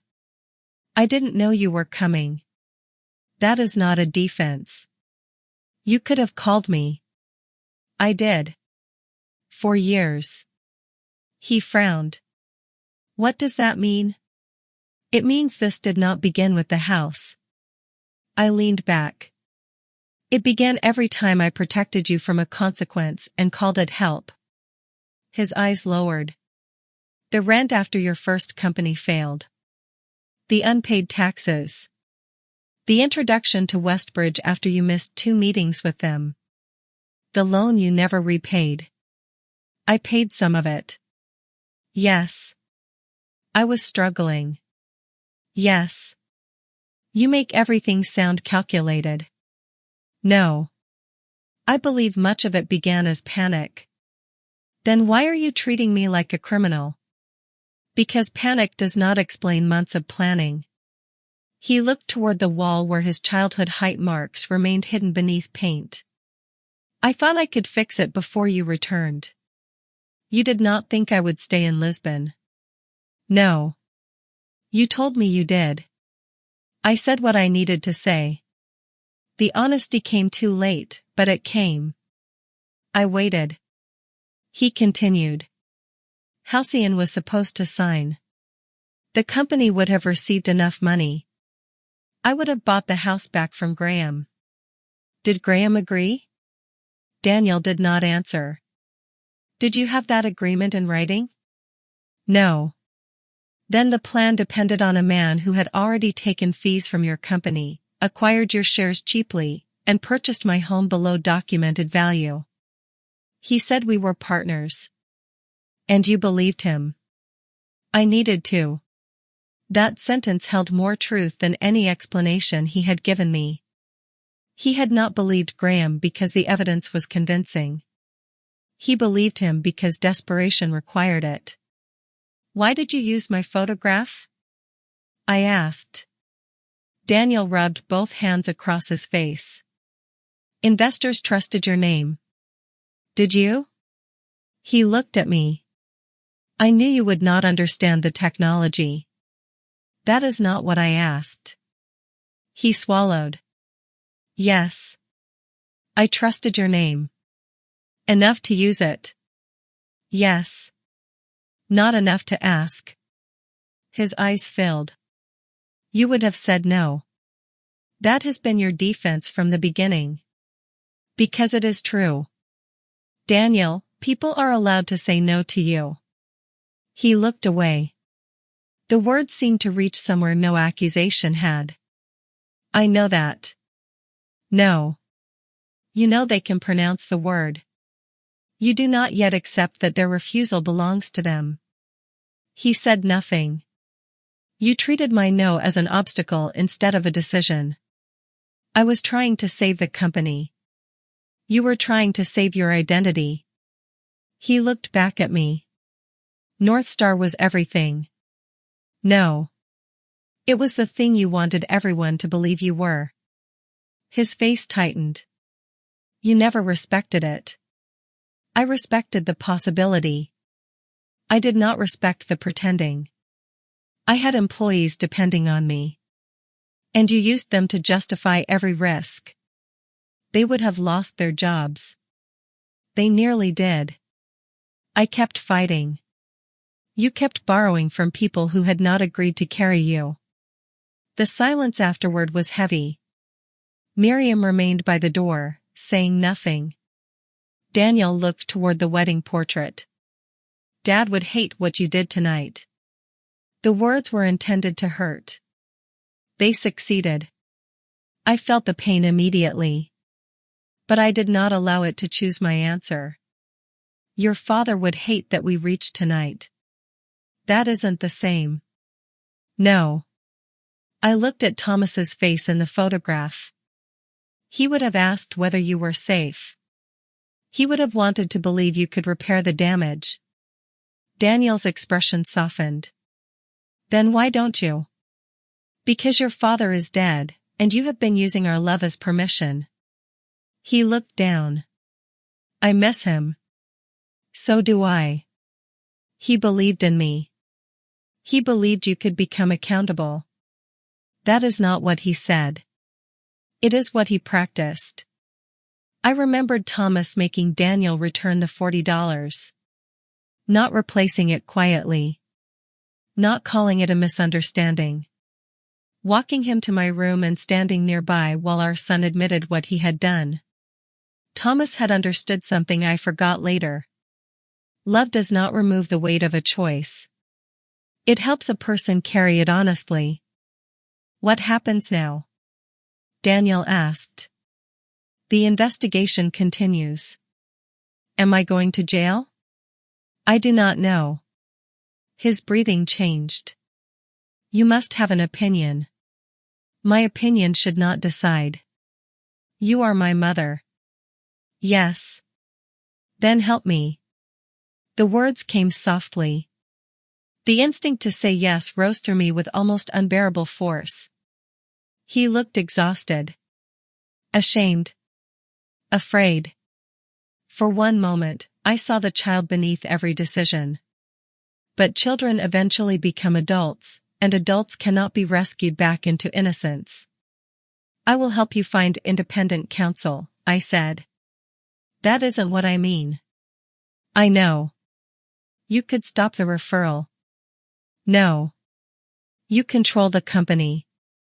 I do not control the law. You control what the company reports. Not ethically. His face hardened again. So business matters more than family. No. I leaned forward. Truth matters more than using family to hide business. He stared at me. I continued. I will not lie for you. I will not destroy evidence. I will not pressure witnesses. I will not ask a company to absorb losses because you are my son. His eyes filled. What will you do? I will answer your calls if your attorney permits it. I will visit you. I will tell the truth about anything that helps you as well as anything that harms you. That sounds cold. It is the warmest honest offer I have left. He stood. For a moment, I thought he would leave without another word. Instead, he walked toward the dining room wall. His fingers touched the paint where the height marks used to be. Dad measured me here. Yes. I was taller than you by 16. You reminded me every week. He almost smiled. Then it disappeared. Graham painted over it. I know. I should have stopped him. Yes. The simplicity of my answer made him close his eyes. I'm sorry. The words were quiet. Not polished. Not followed by an excuse. The first real apology he had given me. I wanted it to repair something. It did not. But it marked the first place repair might someday begin. I believe you are sorry tonight, I said. His eyes opened. That is all? Tonight is not the same as change. He nodded slowly. Then he walked toward the door. Before leaving, he turned. Will you take the house back? If the court returns it. And if it doesn't? I looked around the dining room. At least the truth will be part of the record. That would be enough? No. I answered honestly. But not everything that matters can be recovered. He left. This time, I did not follow. The investigation lasted 7 months. Real consequences rarely arrive with the timing of a speech. They move through interviews, filings, delays, expert reviews, negotiations, and long mornings inside rooms without windows. Northstar's auditors confirmed that revenue had been overstated. 2 commercial intent letters had been fabricated. A third had been altered after signing. Investigators could not prove Daniel created every false document himself. They did prove he knew at least one letter was inaccurate and allowed it to remain in investor materials. Elm Row Consulting had been used to conceal founder withdrawals. Some withdrawals were legitimate reimbursements. Others were not. The sale of my house had relied on a power of attorney Daniel knew had been revoked. The missing revocation was eventually found inside a locked filing cabinet at Elm Row's registered office. Still unopened. Still inside the envelope my attorney had mailed. That detail hurt differently. Daniel had not destroyed it.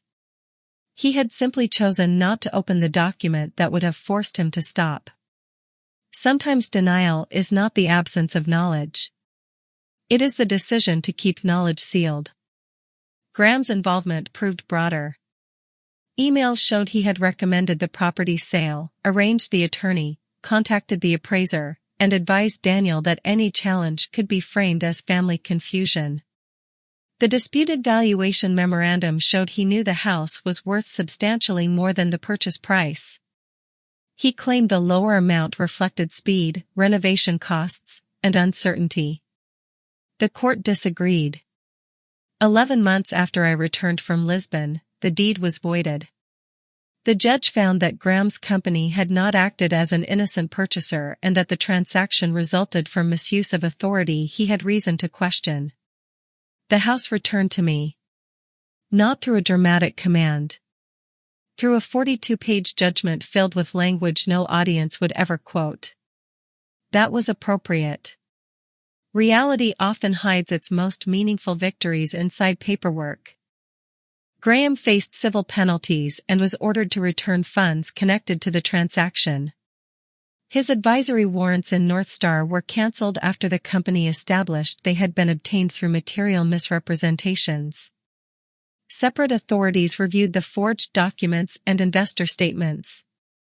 Some allegations did not result in charges. Others did. The final outcome was less theatrical than people might expect. There were no handcuffs at the gala. No officers waiting outside. No instant collapse. Graham entered a plea related to financial misrepresentation and obstruction of document production. He received probation, substantial fines, and restrictions on serving as an officer or investment advisor. Many people later told me it was not enough. Perhaps they were right. But justice is not measured only by how much pain reaches the guilty. It is also measured by whether the behavior stops. Graham lost access to the rooms where he had done the most damage. For a man who lived through influence, exclusion became its own consequence. Daniel's case was more complicated. He cooperated after hiring independent counsel. He surrendered personal records. He admitted knowingly using the revoked authority to sell the house. He admitted allowing investors to believe I was involved in Northstar. He denied creating the forged signatures but acknowledged failing to remove documents he knew were misleading. His cooperation mattered. So did his lack of prior criminal history. He entered an agreement requiring restitution, community service, financial monitoring, and a suspended sentence conditioned on compliance. He was barred from serving as an executive officer of a public-facing investment company for several years. Some people called that lenient. Others called it severe. I stopped trying to measure my son's consequences against anyone else's appetite. He lost Northstar. He sold the convertible. He moved into a modest apartment. He spent nearly everything he had on legal fees and restitution. For the first time in his adult life, there was no family money waiting behind the next failure. I did not pay his attorneys. I did not pay his rent. I did not replace his car. I did answer when he called. Not always immediately. But honestly, Northstar survived. Barely. Aaron became interim chief executive for the first 6 months. We reduced executive salaries. Closed the oversized office. Settled with the outside development team. Renegotiated vendor contracts. Removed inflated client logos from marketing material. 29 of the 37 employees remained. 8 positions were eliminated. I met with every affected employee. There was no way to make those conversations painless. We provided severance, references, and placement assistance. It still hurt people. Saving a company does not mean saving every part of it. That truth stayed with me. Priya returned as head of compliance and client integration. She accepted only after negotiating direct access to the board. No founder exceptions, she said. No family exceptions, I replied. She smiled. Especially those. The engineering team rebuilt the product around functions customers actually used instead of features designed to impress investors.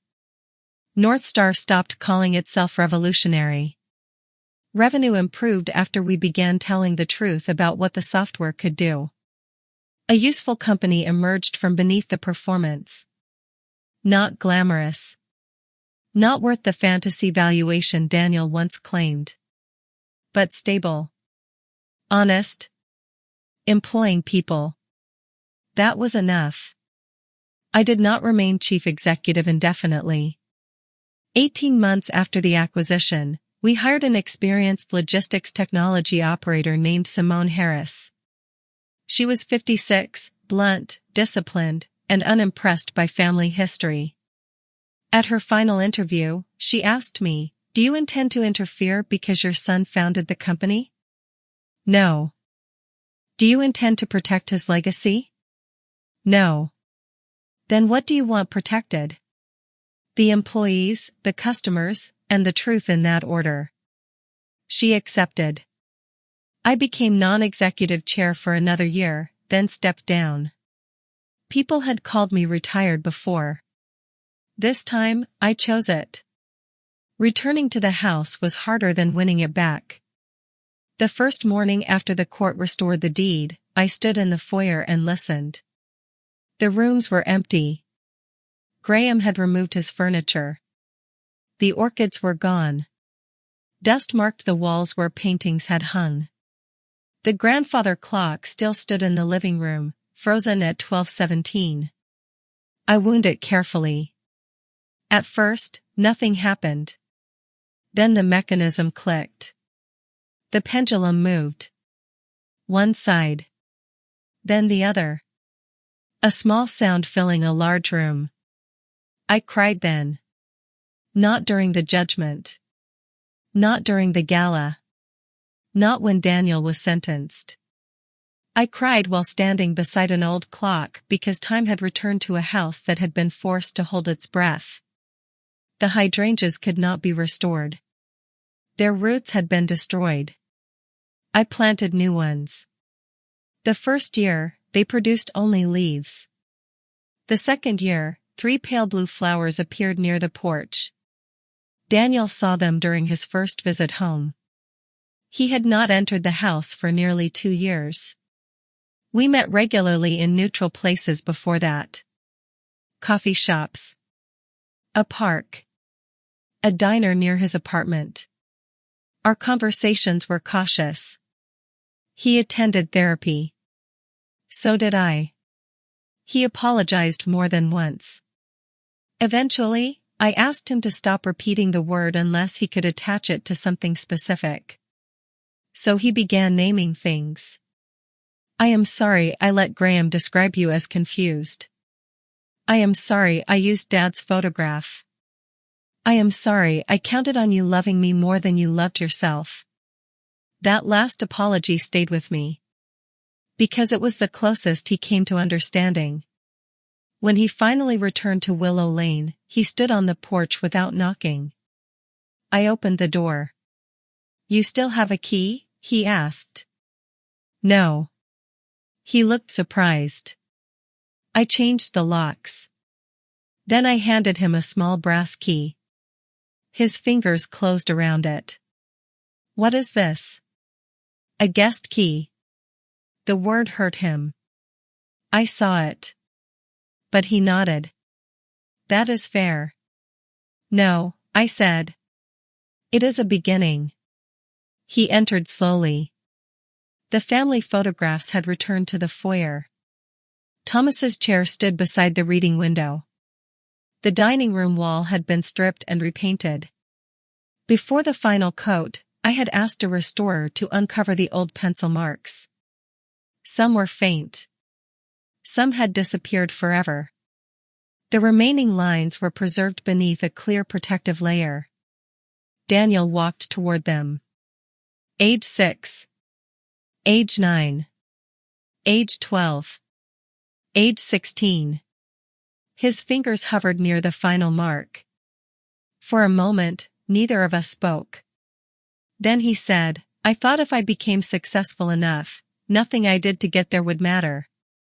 I looked at him. Do you still believe that? No. Why not? He glanced around the house. Because I got everything I was chasing for a few weeks. The company? The car. The investors. Graham's approval. His voice weakened. And I have never felt smaller. I nodded. That was not forgiveness. But it was truth. People often ask whether I forgave my son. They expect a simple answer. Yes or no.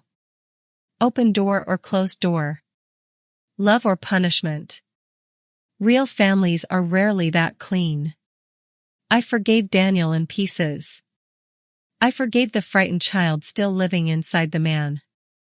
I forgave the weakness that made him vulnerable to Graham. I forgave some of the lies after he admitted them without decoration. But forgiveness did not restore authority. It did not erase the court record. It did not return him to Northstar. It did not give him access to my accounts. It did not require me to pretend the betrayal had made us stronger. Some wounds do not strengthen a relationship. They change its shape. We built something smaller. More careful. More honest. He became my son again. But never my financial representative. Never my business partner. Never the person permitted to decide what was best for me without asking. Love returned. Trust grew slowly behind it. They were no longer the same thing. 3 years after the gala, Daniel began working for a nonprofit that helps small manufacturers improve shipping systems. He was not an executive. He had no private office. He earned less than half his former salary. At first, I thought he would hate it. Instead, he stayed. His manager told me, without knowing our history, that Daniel was unusually patient with struggling business owners. Perhaps failure had taught him to hear panic before it became dishonesty. Perhaps consequence had done what protection never could. I did not take credit. Miriam was right. Parents are important. They are not all powerful. Daniel changed because he chose to live differently. The choice belonged to him. As for Graham, I saw him only once more. It happened at a courthouse cafe after the final civil hearing. He sat alone near the window, stirring coffee he was not drinking. When I entered, our eyes met. Neither of us looked away. For 39 years, I had imagined what it might feel like to see fear in his face. When the moment came, I felt nothing I had expected. No triumph. No relief. Only distance. He stood as I passed. Evelyn. I stopped. He looked older. Not because of the gray hair or tired skin. Because the confidence had lost its audience. You destroyed my reputation, he said. No. I adjusted the strap of my handbag. You used it. He looked toward the floor. Then he asked, was the house worth all this? The question revealed that he still did not understand. It was never only the house. I walked away before he could answer. On Sunday mornings, I still sit beside the eastern window with coffee. The hydrangeas bloom beneath the porch. The grandfather clock runs a little fast. Thomas's chair creaks whenever I lean against one arm. Some days, Daniel visits. He knocks even though he has a guest key. I appreciate that. We talk about ordinary things. The weather. His work. A documentary he thinks I should watch. Sometimes the past enters the room. We let it. We no longer pretend silence means peace. I spent 30 years building a sanctuary for retirement. For a long time, I believed the sanctuary was the house. The walls. The garden. The chair beside the window. But a home is not safe merely because you own the deed. Safety also means knowing that your no will be respected. That love will not be used as leverage. That age will not be mistaken for weakness. That forgiveness will not be demanded before truth arrives. My son believed being my child placed him beyond consequence. Graham believed being powerful placed him beyond scrutiny. Both men were wrong. But I was wrong too. I believed protecting someone from pain was the same as helping them grow. It is not. Sometimes the most loving thing you can do is step aside and allow the truth to reach the person you have spent years shielding. Not because you stopped loving them. Because love without boundaries can become permission. People remember the night I walked into the gala and became my son's new boss. They like that part. The reversal. The surprise. The look on Graham's face. But that was not the true victory. The true victory came later. In courtrooms. In therapy sessions. In unpaid mornings rebuilding a company. In the first conversation where Daniel apologized without blaming pressure. In the day I handed him a guest key instead of pretending nothing had changed. Revenge would have ended at the gala. Justice continued long after everyone went home. And healing began only when neither of us could hide behind the roles we had used for years. Not CEO. Not victim. Not savior. Not perfect mother. Just two flawed people standing inside the consequences of what had happened. Trying to decide what could still be built honestly. If you had been in my shoes, would you have forgiven your son after he accepted responsibility? Or would the betrayal have been too deep to repair? And do you believe Evelyn was right to take control of Northstar, or should she have gone directly to the police and walked away from the company entirely? Share your honest answer in the comments. Because sometimes the hardest question is not whether someone deserves forgiveness. It is whether forgiving them can happen without abandoning yourself.